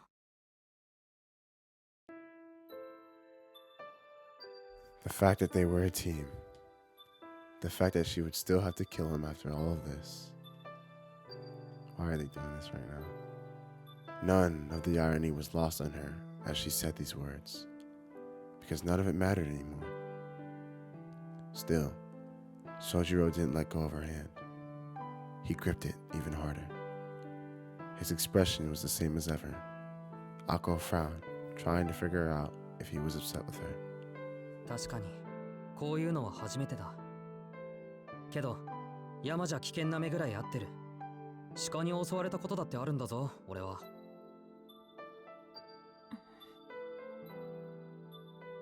As a city girl, she had no idea what it meant to be attacked by a deer, but his determination was apparent enough. True. Looking back on it now, he had maintained his composure through it all. A normal person would barely be able to talk through such a panic. Perhaps growing up deep in the mountains, far from civilization, had taught him how to stay calm in the face of so much. だから信じてくれ。少しでいいから。He spoke his plain, unadulterated feelings and released his hand. There was no lie in him. In fact, he was too honest. So much so that she found it hard to believe him. Sojiro had no reason to go that far. As it stood, Naoko had no future. After confessing this and telling him to escape, why did this boy still offer to help a person like her? わからない。どうしてそこまでするの？私に付き合えばあなたは死ぬのよ。これが最後だからちゃんと考えてよね。あなたはここで逃げるべきよ。それはわかるよ。でも行かない。Sojiro answered immediately, realizing that Aoko was looking for his reason. The level of insight in Sojiro demanded for a round of applause. そうすると、青崎が死んでしまいそうだ。His words were as irrational as always. だからどうしてそこまでするのよ、あんたは。She was yelling out of frustration. After thinking for a moment, Sojiro replied, そりゃ、君が好きだからだろ。simple and clean. His face seemed to ask why she would even ask a question, would even question himself. There was a pause, no more than 2 seconds. His surprise attack had stopped Aoko in her tracks. Alice was not the only one who had an ace up her sleeve. That line reached deeper even than the flat snark could ever hope. All Aoko could respond with was an expression of pure shock. It was a simple, stubborn reason, the strongest kind on earth. Sojiro Suzuki. Indeed, they do this every time. Incomprehensible. I got you. It's like they literally do this. Like, come on. Like, let me live a bit, you know? Like use a different word. Indeed, incomprehensible. To be able to work unconditionally with someone who's trying to kill him. But she felt as though she'd finally grasped the silver of his true nature. Sliver, my bad. Tobimaru and the others' assessment of him was correct, as vexing as it was to her to admit. バカね。私はあなたのこと嫌いなのに。He laughed at her, sour grumbling. At this point, he was used to her insults. Their clash of wills ended here. Ako's blood ran hot from her heart blazing. If he was going to make a face like that, all she could do was try to think of a way to get them both home. 私だって逃げっぱなしは性に合わないし。いいわよ。最後まで粘ってみる。それにしずきくんが付き合ってくれるなら、何かの役には立つでしょ。Though her tone had lightened, there was still hesitation in her eyes. It was only natural. Aoko had not even a clue as to how to begin to fight the snark. If only she had been just a bit more skilled, or had trained just a bit more, there might have been some way to look for it. 我ながら情けない。せめて正体を暴く手がかりでもあればいいんだけど。Without realizing, she let her apprehension show. Whining was pointless. She would just have to figure it out by herself. But なんだ、正体さえ分かればいいのか？え？ Ako gave him a look, as if to ask what that was supposed to mean. いや、だからおかしなものはどれかってことだろ。Sojiro also made a face that would suggest she should have brought it up sooner. わかるのあんた。多分、いや、結構前から気になっていたんだけど。Sojiro whispered in her ear quietly, as not to be overheard. It was certainly unexpected, then again equally obvious. After he explained the mistake, she knew right away that he was correct. At last, she had an inkling of Flat Snark's original form, namely.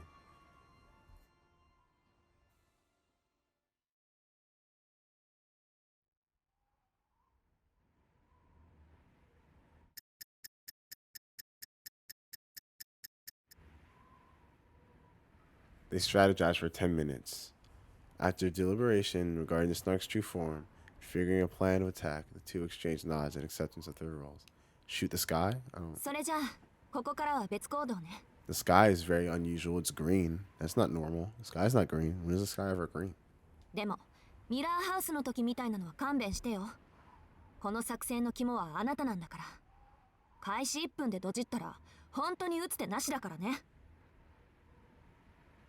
Though she jabbed him for his previous failure as a decoy, her voice was bright. Aoko's original vigor had returned to her at Sojiro's discovery of the truth. Meanwhile, Sojiro was also getting serious in his own way. He took Aoko's warning to heart. ならいいけど。いい？さっきと立場は反対よ。失敗したら死ぬのは私じゃなくてそっち。もうフォローに回れないからできるだけ慎重にね。分かってる。今更ながらやっぱりさっき逃がしてもらえばよかったと思うぐらい慎重だ。 Sojiro nodded, telling her to leave it to him. Though he made it sound like he was holding a grudge, it seemed to him to be the only way of showing her his resolve. Aoko let out a sigh of defeat. Once more, she couldn't figure him out. ほんと大バカなんだか大物なんだか。でも任せた。期待してるわ、しずきくん。 She had wanted to say that she believed in him, but apparently that was too embarrassing for her. Ako turned away from Sojiro and began to run. She had begun to think that maybe this change of pace was not so bad after all.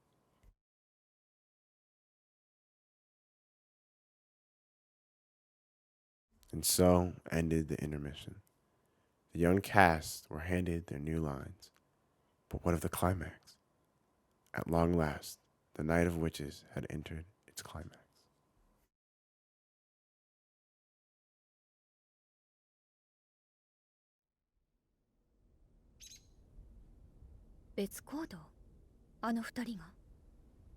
My girl Alice. She was filled with foreboding at the Robin's report. Apparently, they had gone in opposite directions.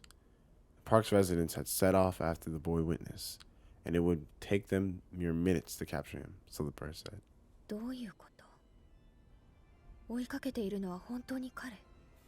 青子が変装しているのではなく。 The robin flapped its wings, chirping away at any doubt. It had seen them with its own two eyes. Ako was heading for the plaza, and the cocky brat was making a run for the roller coaster. 青子が彼を見捨てた？ですって。そんな簡単なことならいいけど。ダンプティは彼に張り付いているの？ The robin nodded enthusiastically. It didn't know about the other birds, but with its superior night vision, it had seen that sucker clearly because he had moved to a high point. ダンプティはなんて？最後まで歌わせろ。こんな褒め殺したい間抜けはまたとない。ですって。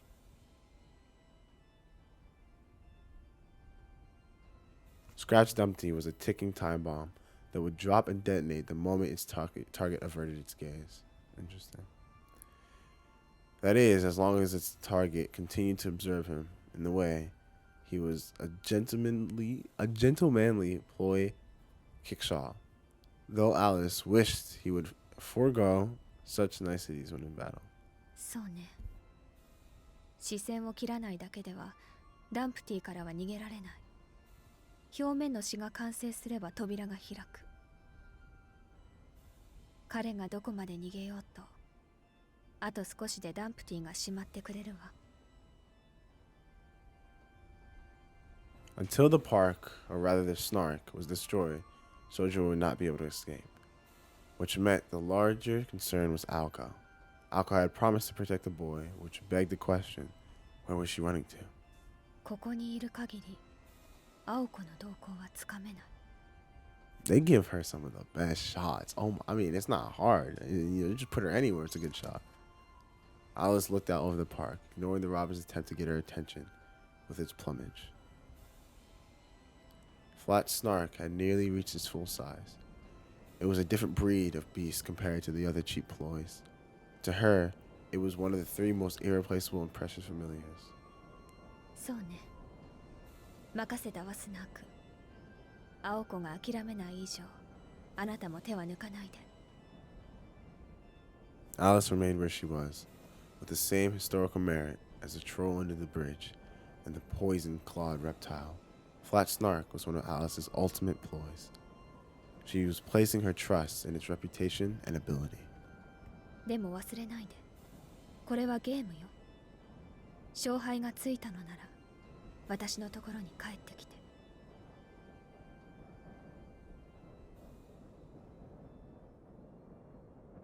The drifting fog ignored its master's words. It was the one thing that Alice had misread. Flat Snark was a king, even among the other ploys of terrible, vulgar antics.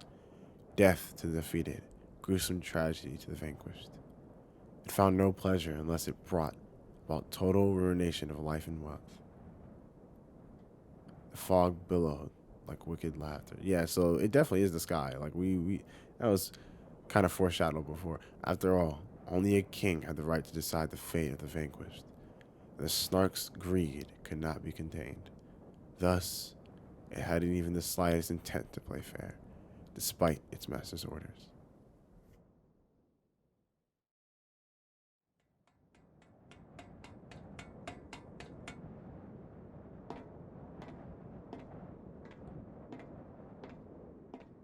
Over 100 feet high, one careful step at a time, the figure made its way gingerly up the tracks, stretching into the heart of the amusement park.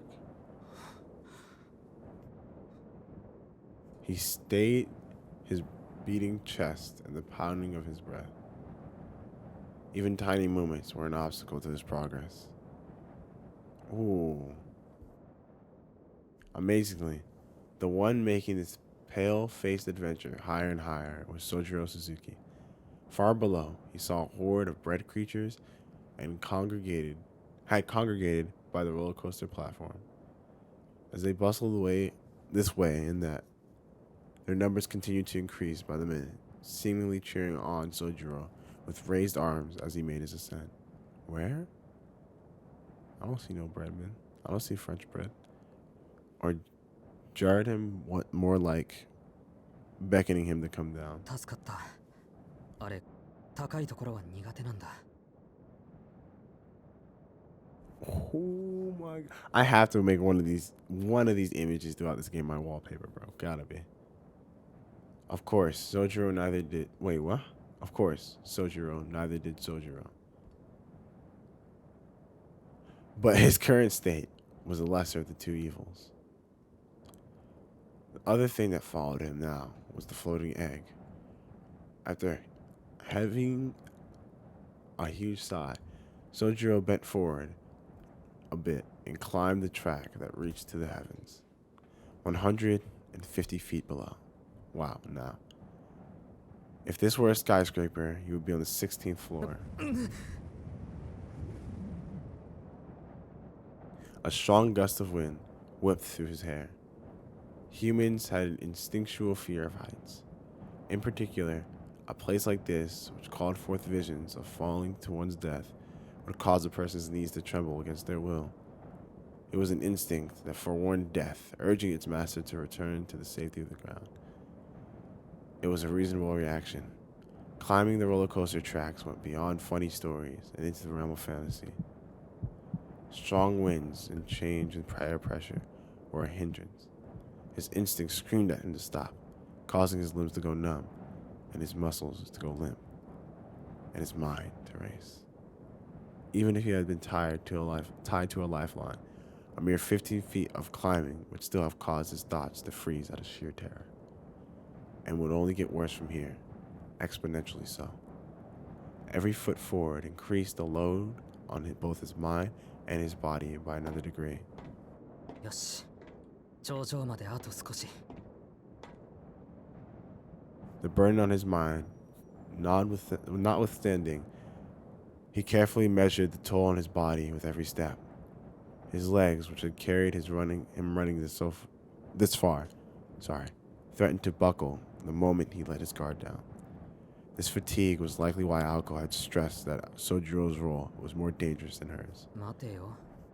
逆を言うと、疲れてなければなんとかなると思ってたんだよな、青崎は。Sojiro laughed as he stared at the floating egg. He reflected on the course of events that had led to this absurd situation. Not even 10 minutes ago, they had been engaging in conversation.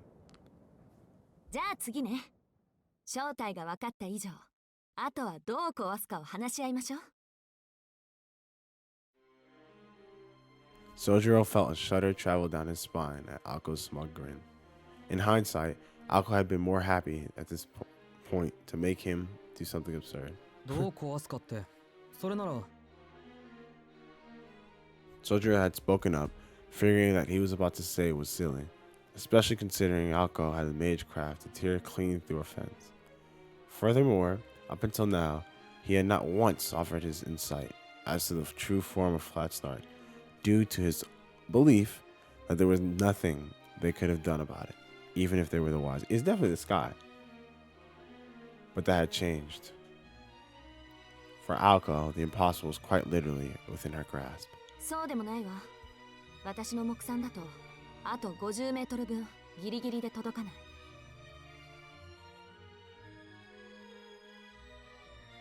Despair filled Sojiro's eyes. Ako lifted a hand to her long hair, and with magical energy in her fingertip, cut a clean tuft from her head. 足りない分は努力と根性ってね。あなたはできるだけ高いところまで逃げて。頃合いを見て合図を出すから。そうしたらこれを空に放ってくれる？ But based on where Ako pointed her gaze, she did not really mean to leave it up to Sojiro to pick the highest place he could find. Ako was staring conspicuously at one of the amusement park's two main attractions, the roller coaster. つまり、青崎とは別行動をとって、あの怪物たちに追われながら、高い。そういうこと。ほら、あのうねうね動き出してるコースターのレールとか、よくない？ There were two demons in this park. Her smile made even Sojiro want to respond, but it was far from perfect. 疑いたくはないんだが、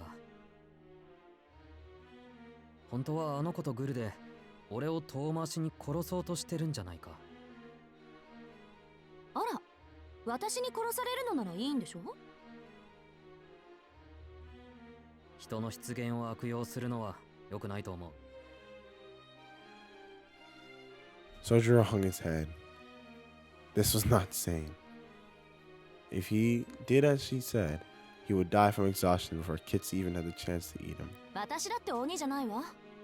ほら、こっち向いて。おまじないかけてあげる。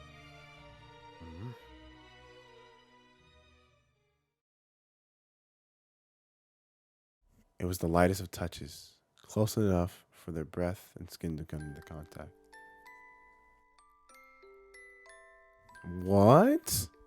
Oh. Word? We going crazy with the art? Zaki. He finished with a hushed voice. For one of them, this was a rather mundane magecraft.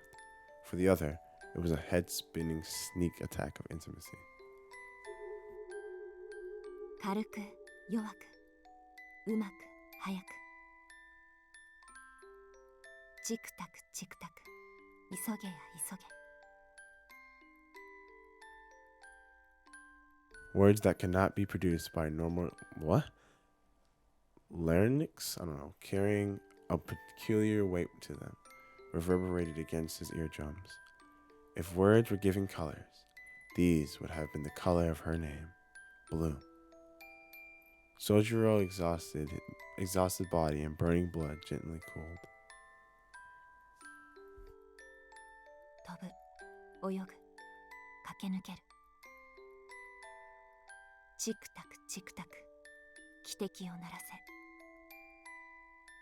星はいつでも北の空。どこまでも、いつまでも。In reality, it took but a few seconds, but the sudden contact had felt a little longer until it ended. Don't end the music, though. 暗示成功したはず。ここまで手応えがあったの初めてだし、アリスの小言もたまには役に立つじゃない。A very merry Alco stood aside, a very confused Sojiro. After he asked what the heck had occurred, she responded, 簡単な暗示よ。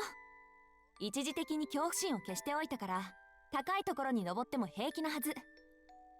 あの手の作業で一番足を引っ張るのは同様でしょ。恐怖も何も感じなければ、地上何メートルだろうと平均台とそう変わらないってわけ。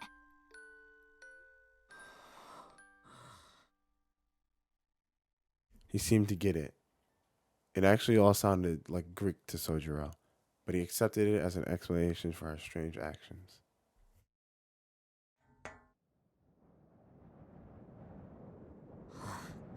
やっと着いた。 He'd arrived at the summit of the track. At a height of nearly 200 feet, Sojiro had a bird's eye view of the entire amusement park. He was able to spot Ako's figure right away. In the plaza not so far from here, she seemed to be occupied with something conspicuous. Her surroundings lay still. I think I see her, or that might be a ghost, but I don't know. The breadmen were still busy trying to figure out how to reach Sojiro by trial and error from the roller coaster's entrance. They had only 300 feet of distance to cover. 汗をかくはずだ。こんなに移動したのか。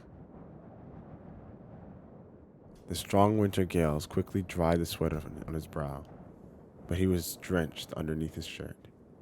This much sweat was worth at least a half-a-mile run, not to mention the scars he had experienced throughout the night. でもよかった。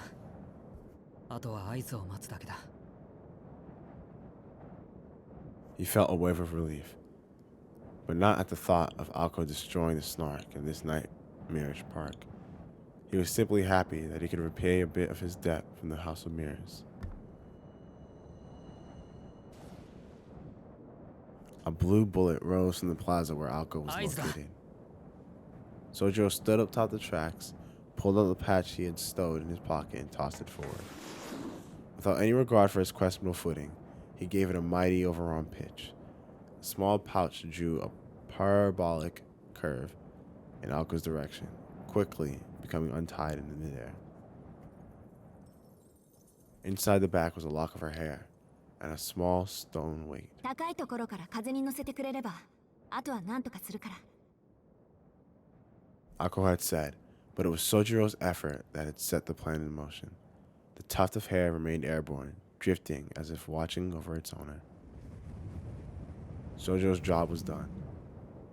His eyes are closed. They closed multiple times, actually. His remaining concern was the egg hovering over him. There was nothing he could do about it.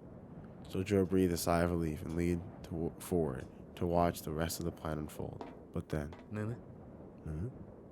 in the corner of his eyes, he thought he spotted something familiar approaching Alco.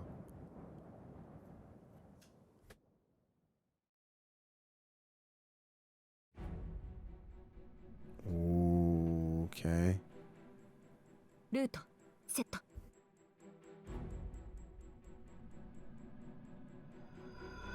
Are we doing this? Hold on.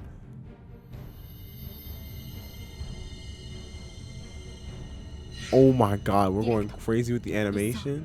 Nah, get out my face. 予備に Are 3 you 歳 serious? 魔力提供。 Hold on. I don't care. What is she saying? I don't care, bro. 循 What 環よ is し、射角よし、術式安定、大まかよし。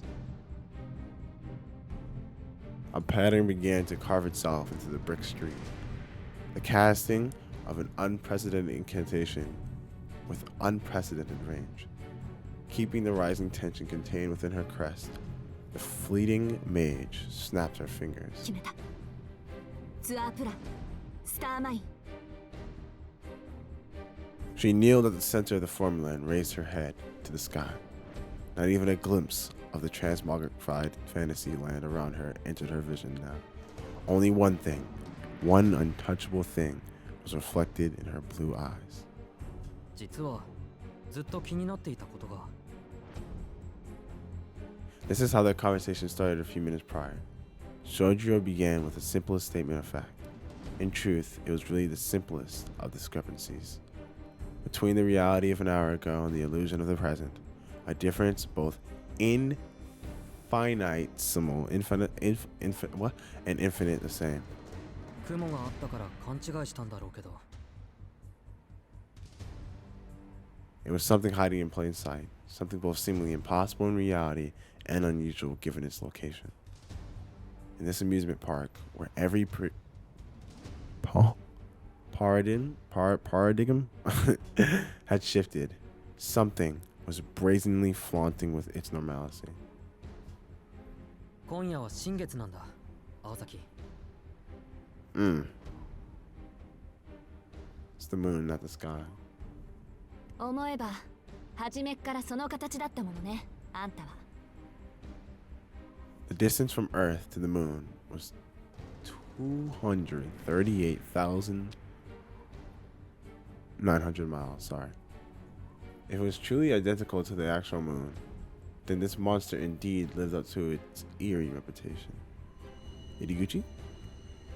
Oh my god, the rule of third. I'm sorry. A distance that far would have meant that it had no need to hide its form. It could flaunt its true form in front of all. But due to the very fact that it was hiding its true form, it meant it must have been within reach. That monster's camouflage implied that it sat within the reach of human hands. Jeez. こっちの最大射程はよくて600ってところだけど。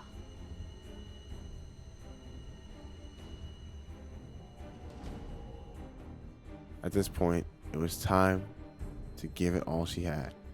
Drawing the energy surging throughout the park, she extended her firing arm.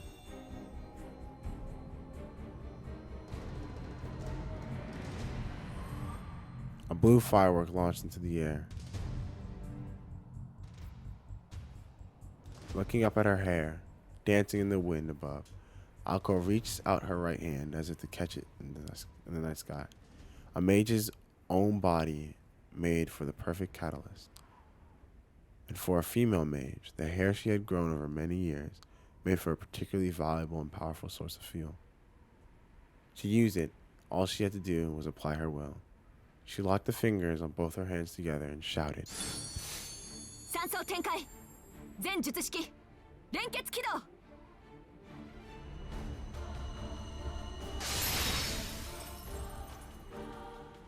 She hurled forth a clear challenge to bind the moon to herself. Huh?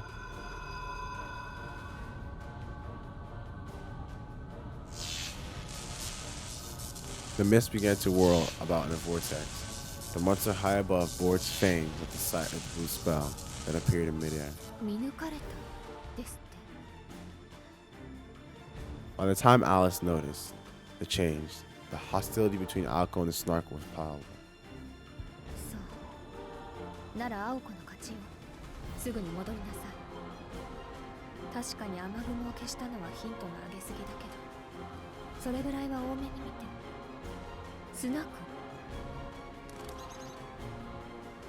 The fog continued to thicken with no sign of abating. The moon that floated in the night sky could not pardon such an insolent mage. As if the Lord of the Night would bow down to such impudence. There was no staying its wrath at a challenge so flagrant.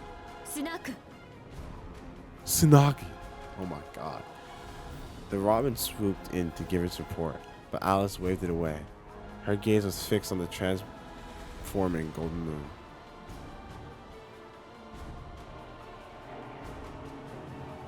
Her calls of restraint did not reach it. Oh my lord. The fairy tale monster, is the moon moving? That's crazy. Was beholden to nobody, and would have no qualms unleashing its vast might upon its puny prey.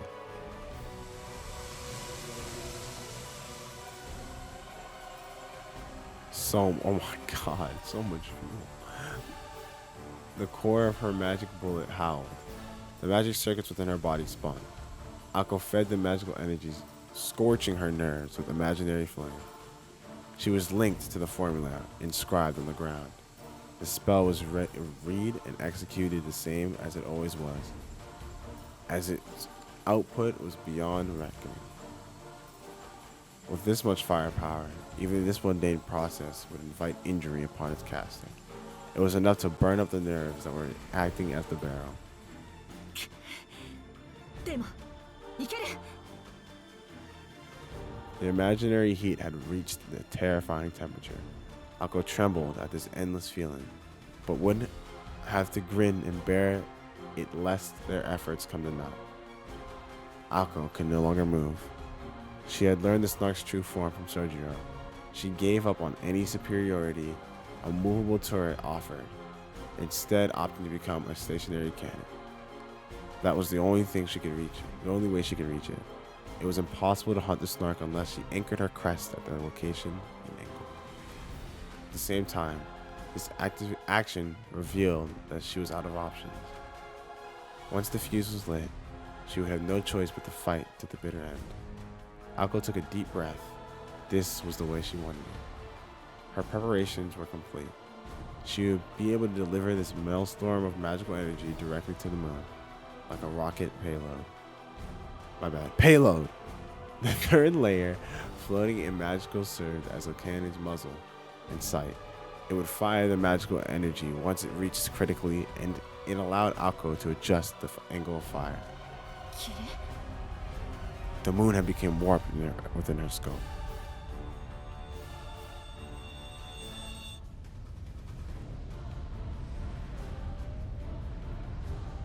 As Akko charged her magical energy, the ploy displayed its golden form as if to mock her. Come, worship the heavens, powerless shield of an innocent bloodline. For there it was, a point among the otherworldly sky, a mystical visage, what by jade mist and azure clouds. Obfuscated? I don't know.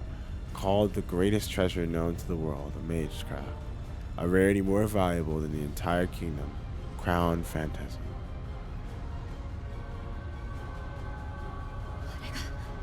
フラットスナーク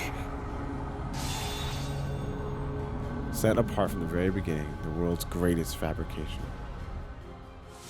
Oh. 早いまだ早いけど Word? We're going this insane? Her instinct screamed at her to delay no further. The fairy tale monster was the greatest of its kind, and its true form was about to be exposed. Its open hostility indicated that it was making preparations for a counterattack. もう動けない逃げを捨てての大栄翔先に撃たれたらそこで終わりだ She had to shoot it down first. Magical energy was at 80%. The formula was operating normally. All that was left was to pull the trigger. But the calm voice inside her head asked if that was really okay. She had one shot at this, and there was no going back. It was a battle of precision, with no room for miscalculations. Even a tenth of a second of hesitation would tip the scales. Was she ready for the pain? Was she ready to deal with the fallout if she missed? Could she really even take down the moon with such a tiny bullet in the first place? いいとりあえず当たった後で考える That's what I'm talking about.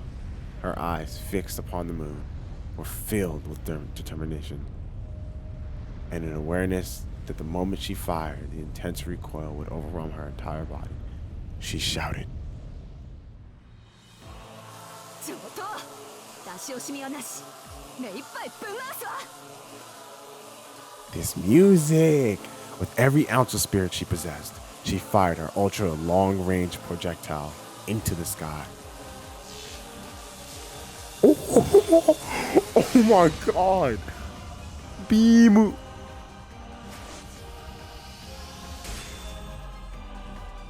The third layer embraced the magical bullet fired from the surface of the earth. Hey! Oh my god, this music! The crest, an extension of Alko's self, unleashed light to pierce the moon. However,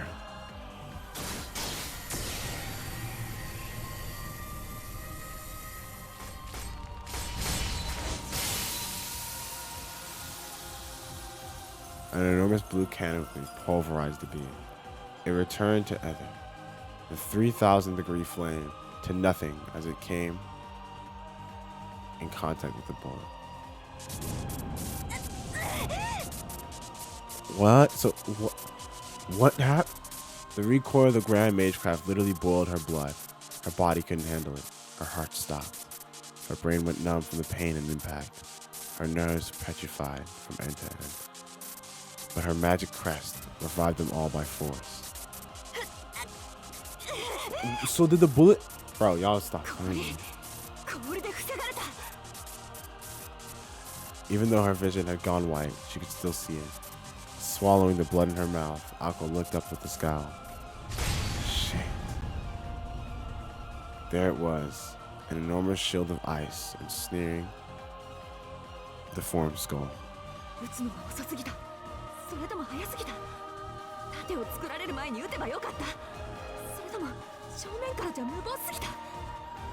Alice is gonna have to help us at some point, right? I mean, it's gonna. This music is insane. Oh, are you serious? Go off. There's no time to think or hesitate. The magical energy throughout the park began to gather. Akko knelt across from the tyrannical force of the moon. Akko intuition. What? Okay, that the ice had yet fully formed. Flat Snark hadn't reached its full strength, which was exactly why. By accelerating the spell, Akko had damaged her own body. Akko sat up and braced herself for the pain caused by the load placed on the formula after linking with the Snark. All she can do is endure it. All because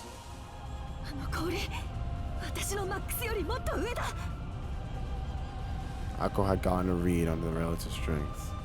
Even if its volume of magical energy was identical, Snark's form, its mystic, was in a different league. Even if Akko charged her shot to her absolute limit, she would barely make a dent in the ice wall. Meaning, if the Snark gathered as much energy as it could, there was nothing she could do to prevent her annihilation.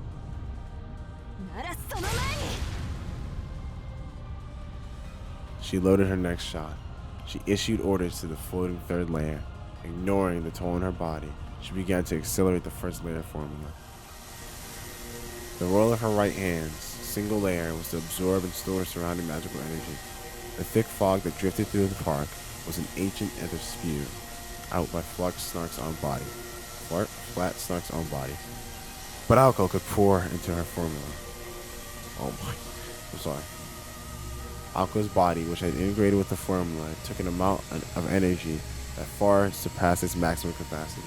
It sneezed in agony. Or rather, it trembled in delight. For a mage, magical energy was a propellant to reach the realm of mystics, the expansion of eternal time, the liquefaction of the self, the release from the physical. What one might call a near-death experience, Akko stood face to face with reality on the boundary between it and such concepts.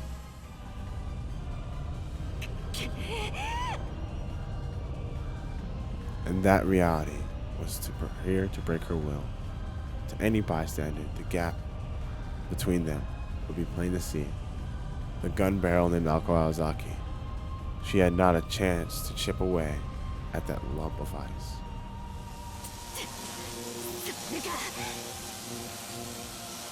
She accelerated the spell further. The skull grinned. That ice was no shield. It was something to be used to crush mages who did not know their place. The moon laughed as it prepared to crush not just Akko, but the boy atop the roller coaster as well, as the park in its entirety.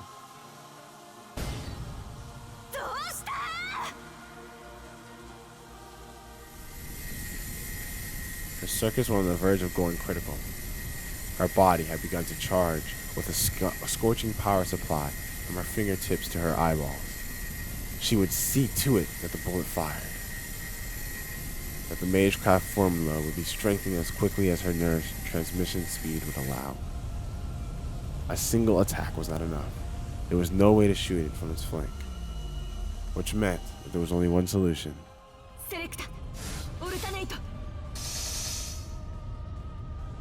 The third layer began to transform, It switched from direct to alternating current. The spell's supposed strong point was its ability to adjust its trajectory mid-flight. But right now, all she wanted was numbers. セットオクタグラム全階層ぶん回せ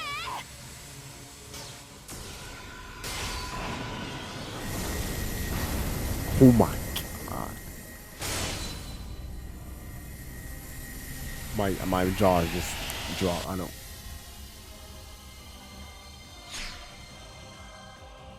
A blue sun shined down upon the amusement park. Beams of light at maximum output streaked forth to pierce the golden moon. There's no way it gets better than this, right? Like, how do they keep on just... Oh my god. It's so beautiful, too. Hey, yo.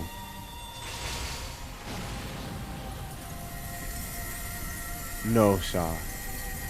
No way. Come on. Holding down the trigger, she continued to fire, taking in energy ad infinitum.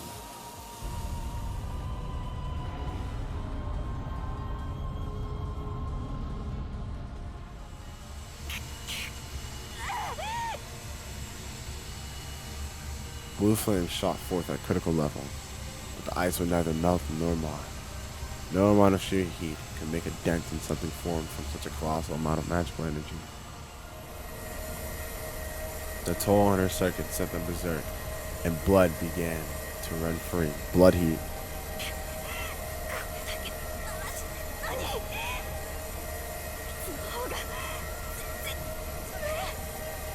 Where's Alice? Alice, help. You're gonna die too. The battle had become a tussle over the magical energy that filled the park. From the very beginning, this had been the Snark's home turf. The Snark had control over at least 80% of the space, while Alco had 20 at best.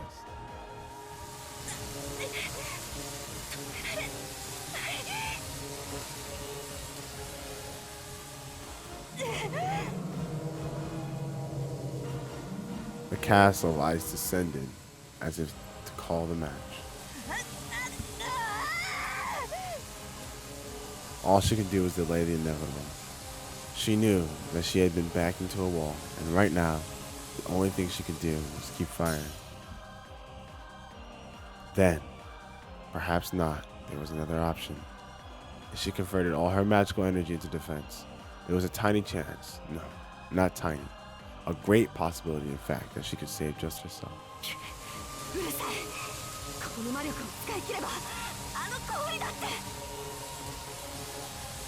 Clinging to that broken hope, Alco continued to rotate her circuits.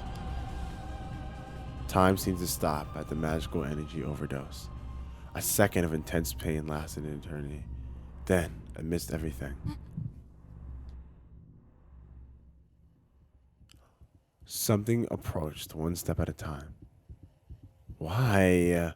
Something from the park's shadows. Oh my god. Something.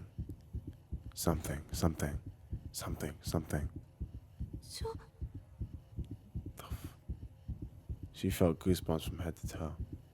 The issue was no longer the ice overhead. In the midst of the stillness, the Red Death drew closer, step by ominous step. Bro, her circuits and her mind began to rupture out of terror. The composition of her formula and soul began to rip apart. Oh my god. There it was, just behind her. Its footsteps came to a halt. It reached around and cupped her face in its blood-stained hands.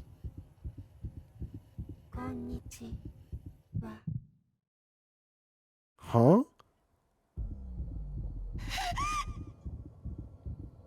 She wanted to scream out with all her might. This is it. Nothing matters. I couldn't care less. Run or don't run. It doesn't matter. Quit hiding and reveal yourself. Use whatever you can and show no mercy. This was it. She had one final card to play. A miracle that would treat the ice like nothing more than a toy, gifted to her as an amusement. That was the Red Death. That was what the Red Death had come to kill. Using it would spell ruin, and not using it would mean death by the ice. Well, why would Alco hesitate? Is that why her hair turns red? Don't tell me her hair is going to turn red. There were no conditions limiting her. There would be no price to pay by employing it here. She would simply cease to be herself. That was all. Humans love to exist in areas of gray. Dozens of electrical impulses disconnected in the brain every minute. Nothing lasts forever, not even oneself. It was not anything particularly worthy of disdain. Bro, this whole atmosphere is killing me right now. It was not even anything remarkably worthy of being called taboo.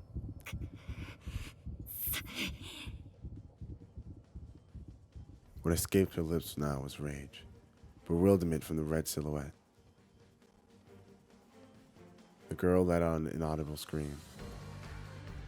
Could true magic truly be her savior? What an opportunistically load of bull. After all, to begin with,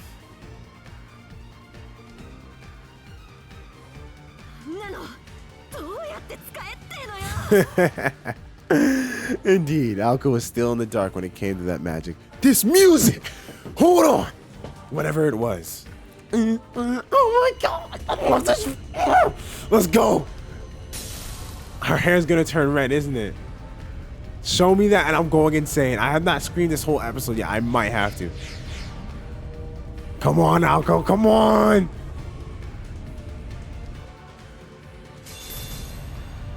Alco. Yes. She woke up from her momentary hallucination, the very illusion her breaking her soul had shown. Whining had had the opposite effect on her. Her pride was now ablaze. Madoka magical music world. Sojiro is right. Her opponent had put her in check, but she had done the same to it. It was clear why she was losing. So now all she needed was a counterplan, well within her abilities. No matter the odds, she was not one to give up without giving it at least one shot.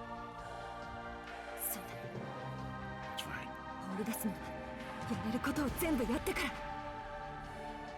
Her numb fingers clenched into a tight fist. She was betting against the house, an unreasonable gamble that should have made her question her sanity. If her first step was off by an inch, her body would instantly vaporize. But she knew a boy who never fled. She knew of a steadfast courage that could shine its light no matter how small, through any desperate situation. The smile. Yes, there were more than just herself to be concerned about. If that ice fell, it would mean the destruction of the park in its entirety. Everything he had achieved, everything he had risked and dared, and happily put his life on the line for, would all be for naught.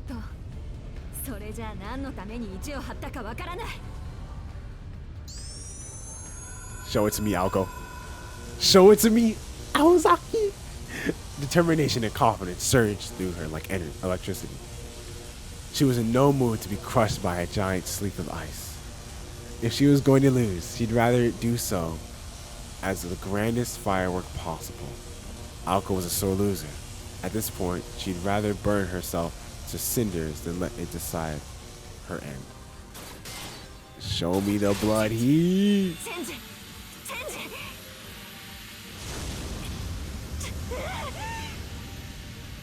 Energy raged through her body. Her circuits were on the verge of disintegration. Inscribed upon her body, her magic crest was magecraft given physical form. It did not, however, stop with simply skin and flesh. It borrowed to the very marrow of her bones. Show me it! Oh my god! This episode is insane! A playful smile graced her lips. Her sense of reason had been turned upside down by the pain. It was only natural. Is she smiling? She had to praise her own body for holding out so long while she pushed beyond her limits. The skull face noticed the abnormality. Oh wow. It finally recognized a challenge for dominance over this space. It laughed at the conceit in its face. It faced, my bad. Never did expect the magician to challenge the great flat snark, lord of the vessels over a millennium, and in such an age of decline. Ooh, not get out of my face. Let me see the art. Oh my god. Oh, okay, for a second, I thought her hair was turning red. I was about to say, she tried to catch her breath. She braced herself for the oncoming pain. She was going to smash the ice into pieces. Both had access to the same amount of magical energy. One of them was greatly outmatched, but 出力装置に差があった。魔力の吸引、方針の規模で負けているのなら、単純な話、私をでかくするだけでいい。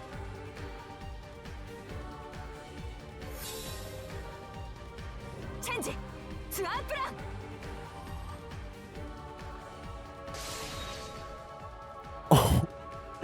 Yo, this girl's insane.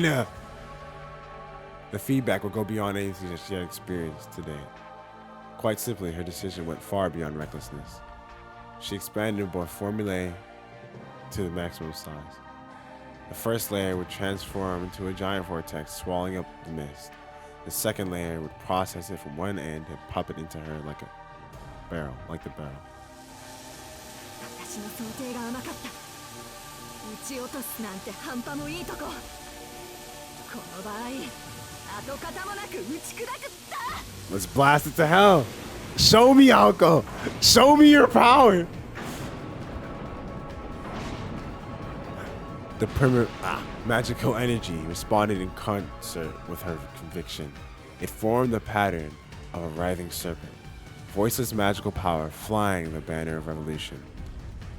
Show me. She beckoned the great power of old to feast its eyes upon the land. It was the first of the trailblazers, the representative of mankind that knew no fear and would rend all manner of mythic and mystic to naught. 確かにはここまでよ。嘘つきブーちゃん。お望み通り、のしをつけて返してあげる。For the newest magician commanded the principles of consumption and extinction. Sorry.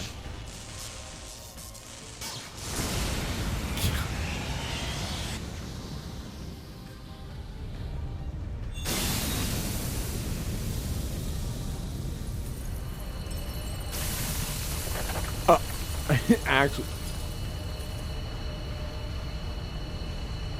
her bullet was tempered. Her control of magical energy was divine. Her veins, totaling 62,000 miles in length, or 2.5 times the circumference of the equator, accepted the flow of magical energy with avarice. The subsequent magical bullet swiftly flew straight into the moon.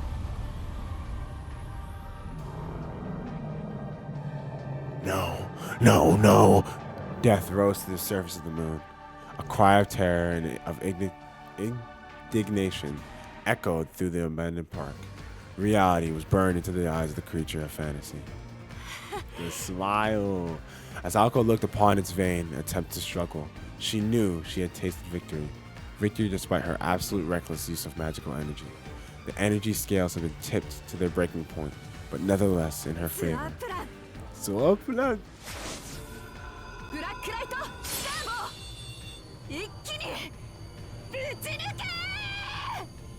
Oh my, the voice acting is killing it!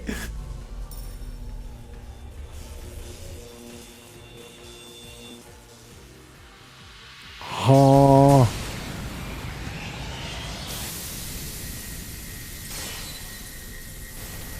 Shatter, shatter, shatter. The skyscraper shattered into atomized dust. The island, its unattainability extolled, had swallowed whole the despair of its many challengers, and that which reached of this once proud thing that boasted of its untouched knowledge.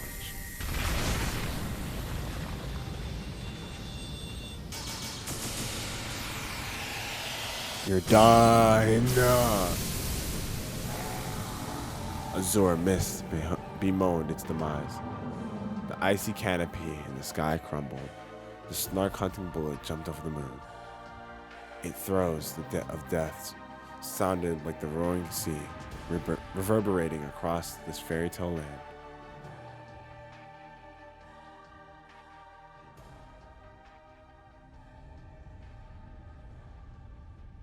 The battle was over. The thick fog dissipated, and the shattering ice melted away before it hit the ground. A lethal bullet had topped the Night King along with his throne, affording him no time to grieve its loss. The oil of the moon, the untouched flat snark, the dreamscape that had begun with his resurrection ended with his demise, drawing a close to this nightmare.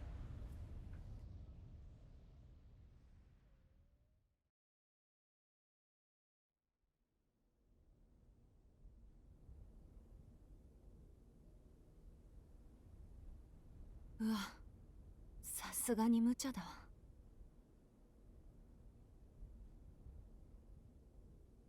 Flat on her back, Alko looked up at the sky. She lay there perfectly still, not able to move a single finger.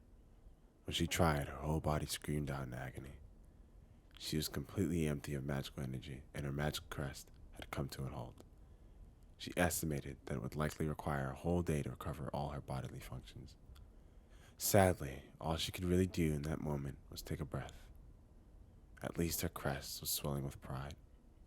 She had gone toe-to-toe with a fairy tale monster and had emerged victorious. The battlefield conditions had favored her, it was true, but there was no denying that Alko had come a long way in the last 6 months. それはそれとして、アリスには謝っとかないと。プロイって壊したらそれっきりだものね。Flat Snark would never again return to this world. It was an insanely rare item, so invaluable that it would have been impossible to price for an auction at the association in London. Alcor had sent Alice's priceless treasure of Magecraft World to oblivion. Needless to say, things had gotten more than a little out of hand. まあ、でも。They both agreed to fight, so Alice probably would not complain. Even if she was furious, she would never be so undignified as to show it.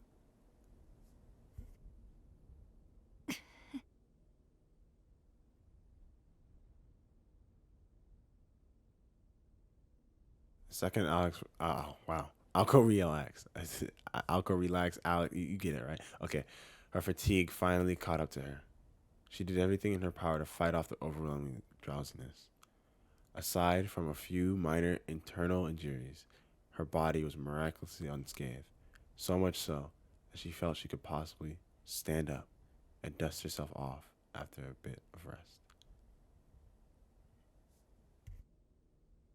The golden moon continued to burn in the night sky. 正体は油だものね。そりゃいつまでも燃え。Akko's bleary eyes went wide in astonishment. She was still unable to lift a finger. スナークを見つけたベイカーも最後は一緒に消えるんだっけ。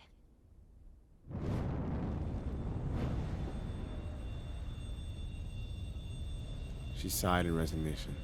Akko accepted her final stand, left with only 10 seconds before she burned to ash too.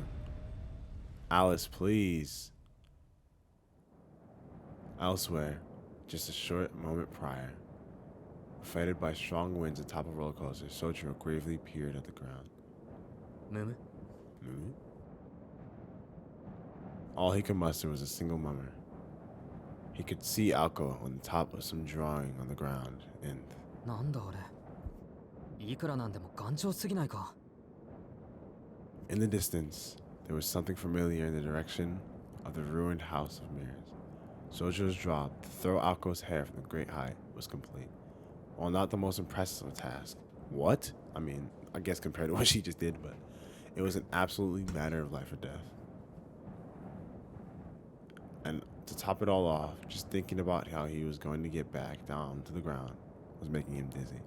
He had experienced more than enough trouble for one day. いや、でも、あれ。I was about to say, yeah. You still looking at that thing, my boy? Oh, whoa. He was flustered as he stood atop the swaying bridge. We're back here, okay. A skull suddenly appeared in the sky above. On the ground, you could see circling blue light with Alko Aozaki in the middle of it. And one more thing. A shadow was approaching Alko that only someone that was real from his vantage point could see. Oh, a shadow missing its lower. Why? The upper half of his body slowly crawling its way to Alko. They were still over 600 feet apart. Unfortunately for Alko, she had completely failed to notice it approaching from behind. 遠くて見えないけど、あれは He was sure of what it was now. There was only one thing in the park that would chase Alko and not him, the puppet. いや、でも、ほら、あるいはひょっとしてただの偶然ではないだろうか。His mind ran in circles. It was a perfectly reasonable reaction. Any grip on reality he might have had left was long lost when Alko started firing beams of light at the monstrous moon.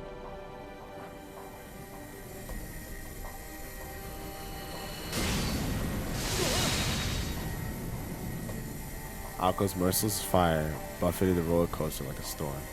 Just standing on it was almost enough for him to be thrown off and killed. At any rate, Sojiro couldn't fathom the situation. Should he head back to the entrance of the roller coaster and warn Alko about the incoming threat? No, there was no way he'd make it in time. To make matters worse, there was a horde of bread down there waiting for him. And it may very well have been the case that Alko was already aware of the puppet and would take it out as soon as it got closer. As if she was, Sojiro was sure he would only be in the way.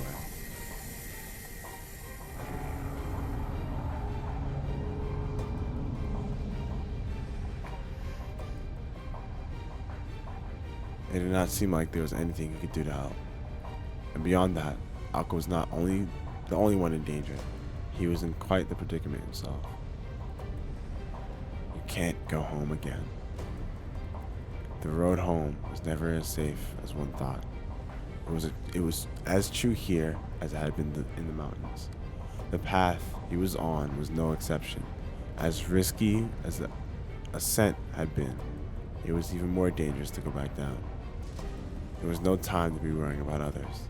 His shaking legs reminded him that only 200 feet separated him from death. 大丈夫。それは分かっている。けど、 His head was pounding. This was reckless and stupid. Having been raised in the mountains, he was more sensitive to danger than anyone raised in the city. And just thinking about what he was about to do made his throat seize up. There was only one thing he could say for sure. 青崎のことだ。あれに絶対気づいていない。 Insane man. With a sobbing shout, Alko started making his way down the 200-foot frame of the roller coaster. Where is he running? What is this dude running on? His race towards death accelerated. He never meant to speed up, but the downward slope propelled him forward. This new music?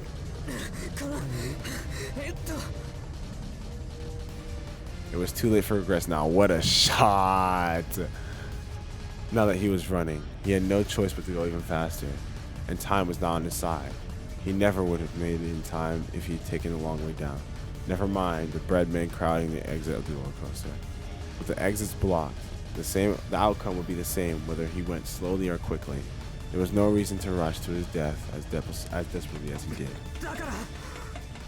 So what if it was futile? Sojiro cleared the doubts from his mind. He turned his attention to what he could do. Keep his footing and try to arrive at the bottom as quickly as he could. 間違えるな。今大事なのは間に合うとか助けられるとかそういう結果の話じゃなくて。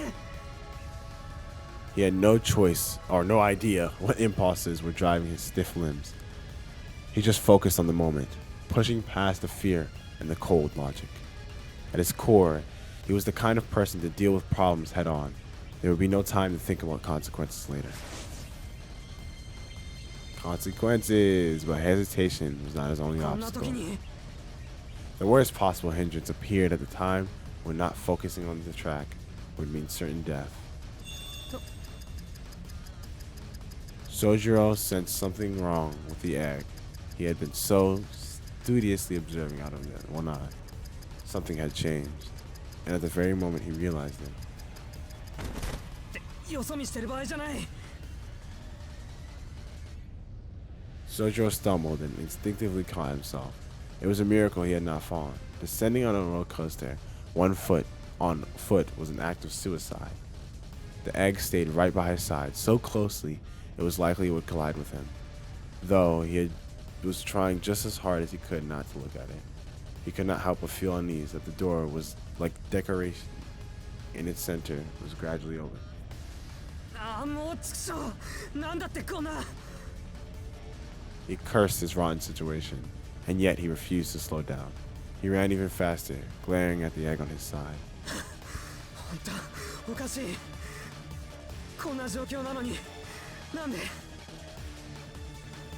Sojiro was baffled to find that he was smiling. Perhaps it had something to do with Ako's charm. Sojiro could not tell one way or the other. He could still feel Ako's fingers on his skin. The trust and expectation she had placed on him was etched into his heart. Expectation, by the way. But what spurred him on was something entirely different. This all stemmed from a much deeper problem. There was something inside him that he could not understand at the time, but would eventually come to terms with one day. よし、距離は今なら2メートル弱。 He carefully judged the distance as he ran down the track of death. But the distance between what? That went without saying. It was the distance between himself and the one thing that could save his life. He told himself he was going to do it over and over like a mantra. Sojiro could not believe himself. Whoa, whoa, whoa. What he was about to do was incredibly stupid. Well, what is stupid when smart is not an option? Jump onto the egg? 本当なんでそこまでやるんだ。 Yep. Amidst it all, he laughed at how pointless such self-reflection was now. Temporary confusion, a psychological thrill ride, both had laid his soul bare. What really mattered? But a simple man going by without a deep thought. Sojiro's primitive mind did not crave success or reward. For him, it was simple. よし。 He was doing it because he wanted to, not because he felt obligated, obliged, same thing, to those around him. His desire to live his way was his own. 行こう。 If the egg had been equipped with a vocal function, it would have gasped in shock of what happened next. The boy who had tried to escape up until this point suddenly shifted his weight. He pointed his feet outward instead of inward. On the edge of one rail, he crouched ever so slightly to maintain momentum and gazed at the floating egg. やれる。距離的に問題はない。 My boy, the genius boy wonder himself. Oh my god, Alpha. He soared through the night sky. It was a flight that lasted a mere 1.5 seconds. A cordless bungee jump from 100 feet above the ground. His destination? The one thing that could stop his fall, the giant flying egg.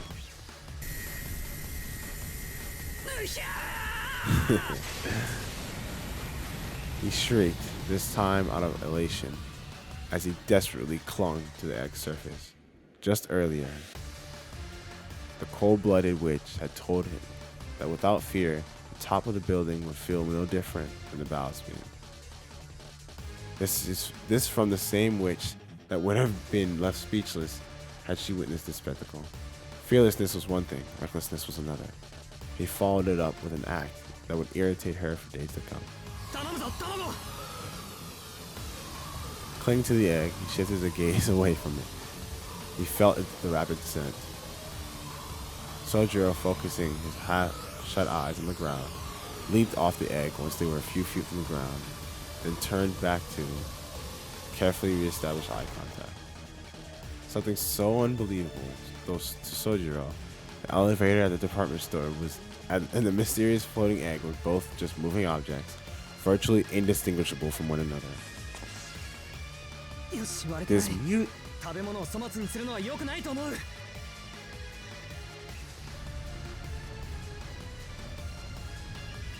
He landed near the plaza. The shortcut had almost cost him his life and he had paid off.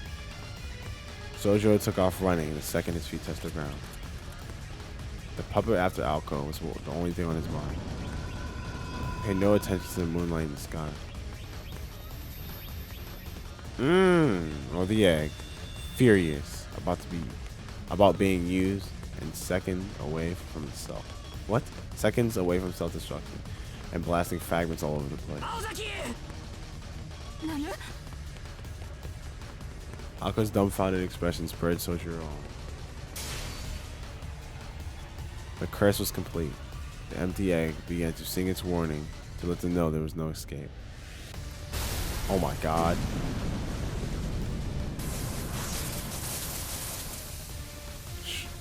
Shrimple? What? I know what that word's supposed to be. Snorkel? Something like that. From the egg exploded through the air. The ode to Queen Alice that Alice had engraved into Dumpty quickly robbed him of his senses. He snapped back to the task at hand and ran towards Alpha, still lying on the ground. His legs ran of their own accord, though he could not have ever stopped them anyway, since he could no longer feel them.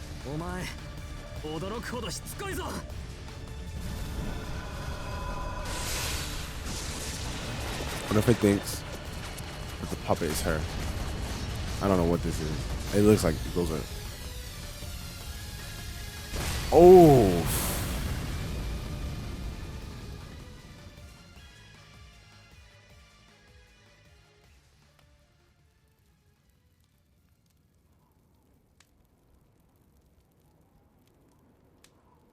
Scrambled murder case. Piles of rubble became flowers of light blooming from the earth.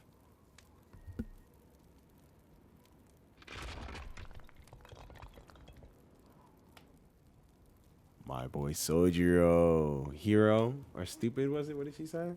I think it's hero.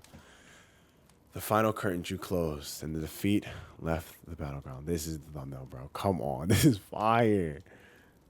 And Alice Koenji seen it up close, it would have left her best. Had Alice Koenji seen it up close, it would have left her beside herself. The two had escaped by a hair's breadth.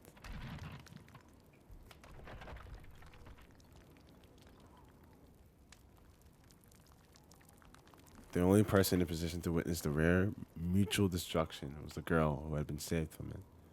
The boy who had never stopped running paid it no mind.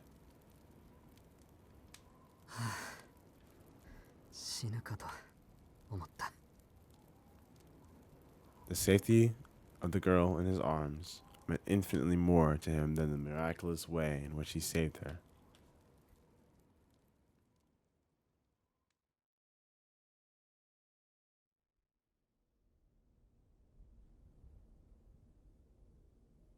The moon did not wait for dawn to set.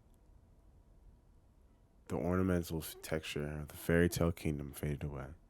All the illusions returned to the way they were before.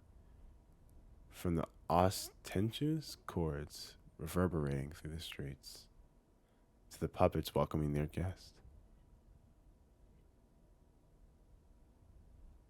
Peace and quiet reigned once more over the forgotten kingdom, never to be awakened again.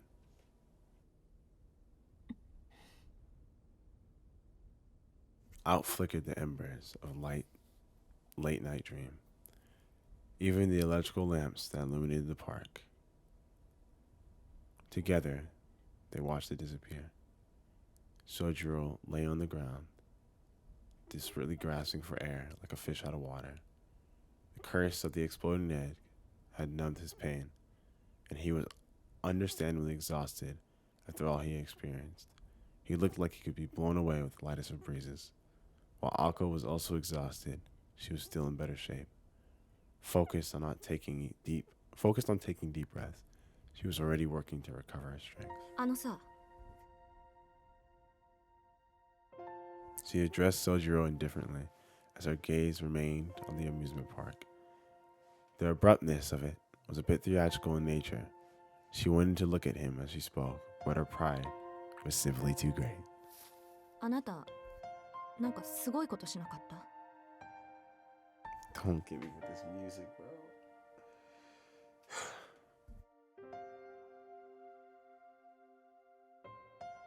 The moment she had accepted death had seemed like an eternity.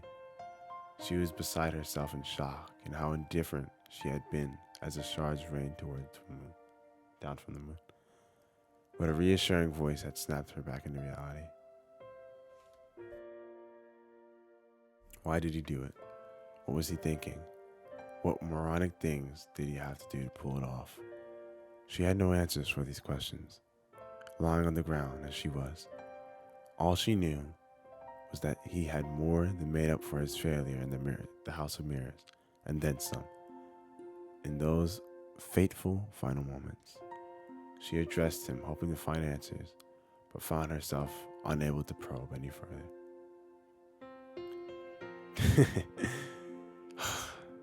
To dig any deeper would feel like defeat, which is why it was so unlike her to ask him in the first place. Lucky for her, Sojiro had neither the capacity nor sensitivity to understand how egocentric she was being. すごいって、それは青崎の方だろ。He stuttered between labored breaths. It was taking him so much effort just to breathe that he could not address her properly. She watched him out of the corner of her eye. Thinking back on it, the boy had performed the same role each time. Each and every time. He did what he could in spite of his fecklessness. It was far more admirable than her nearly suicidal tactics, even if she did defeat her opponent. He did not even recognize how extraordinary his last act of courage was. 提案、あいつをやっつけるのに協力したら、俺のことは見逃してくれる？ At the very least, he had the courage to keep trying whatever he could.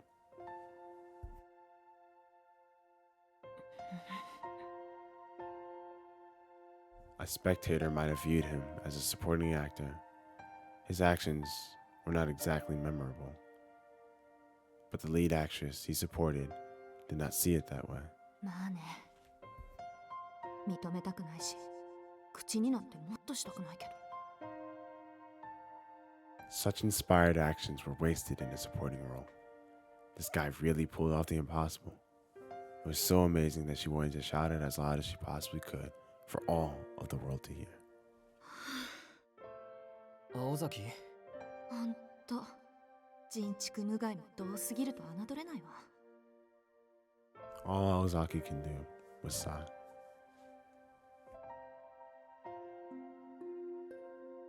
How could she not? Even she was forced to admit that the way he'd snatched her from the jaws of death was dashing. ま、評価、甘めだけど。Truth be told, he was a lunatic for doing what he did.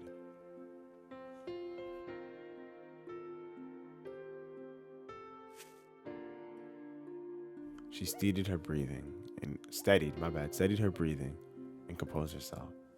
She was in bad shape, and she had her pride as a mage to consider, which was why she needed to maintain an air of dignity when making a proclamation. しずきくん、見逃すのは今日だけって話だったけど、あれ、なしでいいわ。とりあえず、命は助けてあげるから。She hastily extended her right hand. It was either to shake his or to help him up. However, Sojiro did not take her hand, but instead stood up on his own. This night, despite the sheer insanity that he had just experienced, his face had not once looked as incredulous as it did now. Credulous? 何そのリアクションは。She stammered, worried that she had deeply embarrassed herself. Sojiro's gaze was fixed upon Alko. A problem had dawned on Alko. Though she normally hated being stared at, this time she did not mind. Rather, she was enjoying the warmth of his eyes and felt it was something she could almost come to appreciate. Don't you get it? This isn't just about friendship. And I didn't mean he only likes you either. Believe me when I say that Sonoji really... The conversation came rushing back. It was a memory, better left forgotten. いかん、それは違う。 I feel bad for Sojiro because apparently he really doesn't like her like that. Pushing Tobimaru's words out of her mind, Ako turned to Sojiro. それとこれは別だから。私はあんたのこととか、ほんとどうでもいいんだから。 Puzzled, Sojiro tilted his head. さっき嫌いだって言われたけど。 He responded matter-of-factly to her sudden declaration. She certainly had pointed that out, and to his face no less. It had a mere figure of speech that he was not meant to take literally, but now was not the time to belabor the point. そうじゃなくて、あなたが私に惚れてても期待しないでって言ってるの。 Yet belabor she did anyway. Ako blushed slightly, realizing how inane she was being. She wondered how she ended up in this position. And yet, she knew that she had to get this off her chest. All that was left to politely wait for his response. I can't date you. Such heartbreakingly painful words were too much for the simple boy to hear. His shoulder, why can't I say shoulders by reading? Okay, whatever. Slumped as if the world was coming to an end, or so Ako thought. On the contrary, Sojiro was sitting there deep in thought. 俺が青崎に惚れてるって Sojiro murmured the words as if they were a magical spell. She shot right back with an affirmative. After a moment of deep contemplating, the boy turned to the expectant girl and said, なんで I went back. I'm sorry. That was too funny, bro. I actually accidentally went back. Bro, the music stopping and everything. He said, Nande? なん Yo. で Yo. Oh my God. He had to be joking, but he was not. He was completely serious. He liked her, but he didn't like her. Of course, the vice president had jumped to conclusion. This boy had no interest in romance. He probably didn't even know what that was.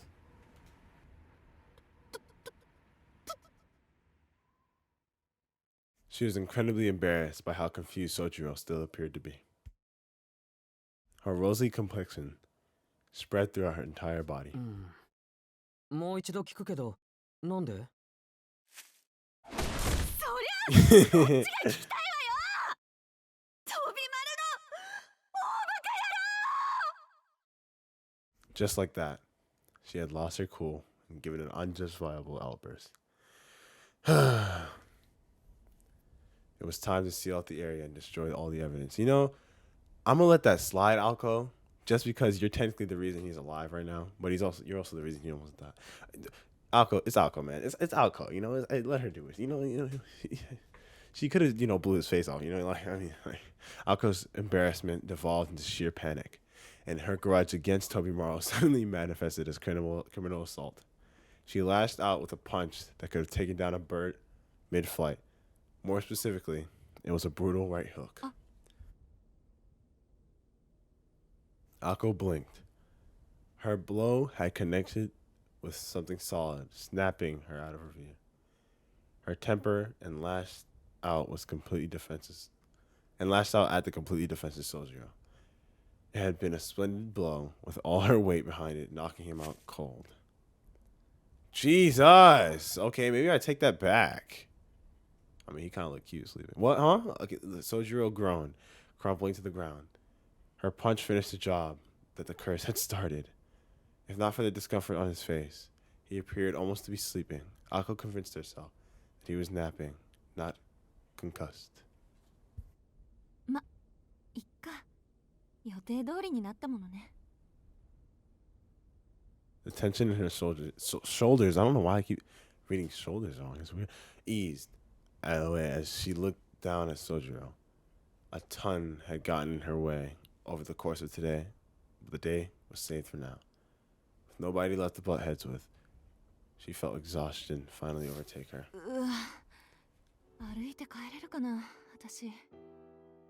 Another new track?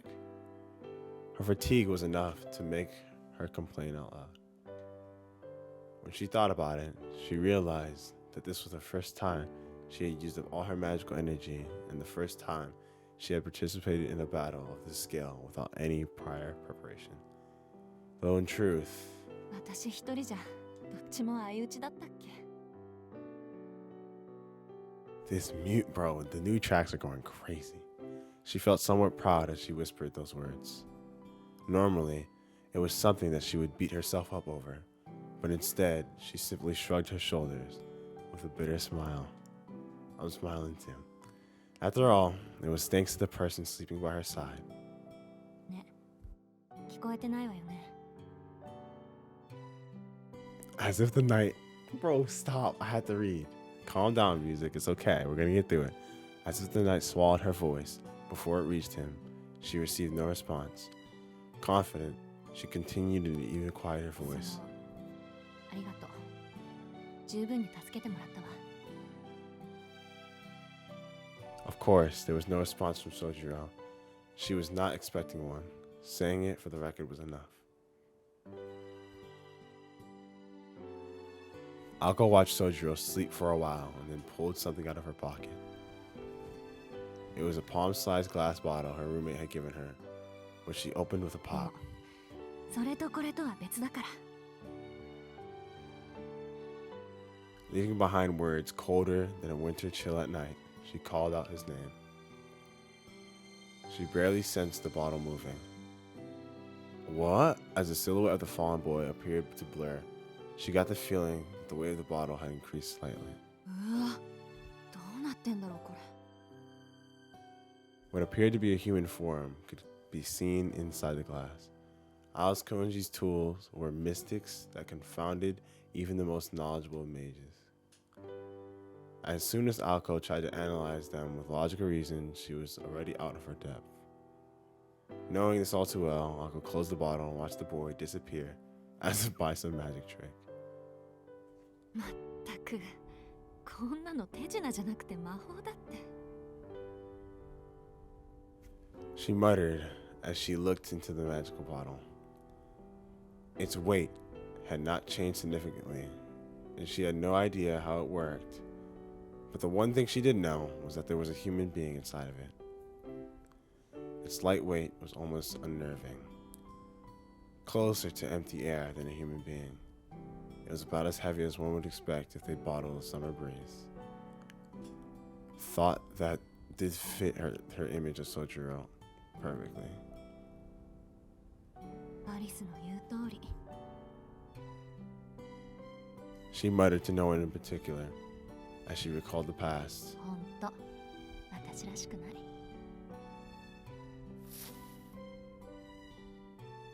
Alko wore a bittersweet smile. Her usual moodiness was gone. It was a dangerous world out there. It was good to have someone to keep her on her toes. With a worried chuckle, she flicked the magical bottle with her fingers and set off walking.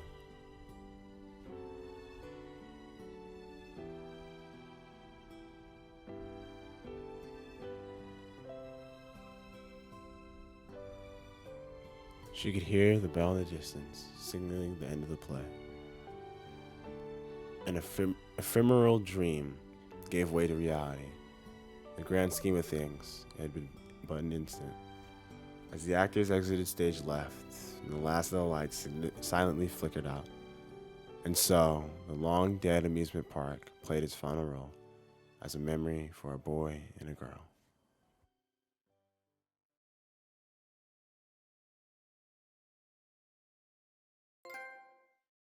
And there it is. Farewell, Kitsi Lando.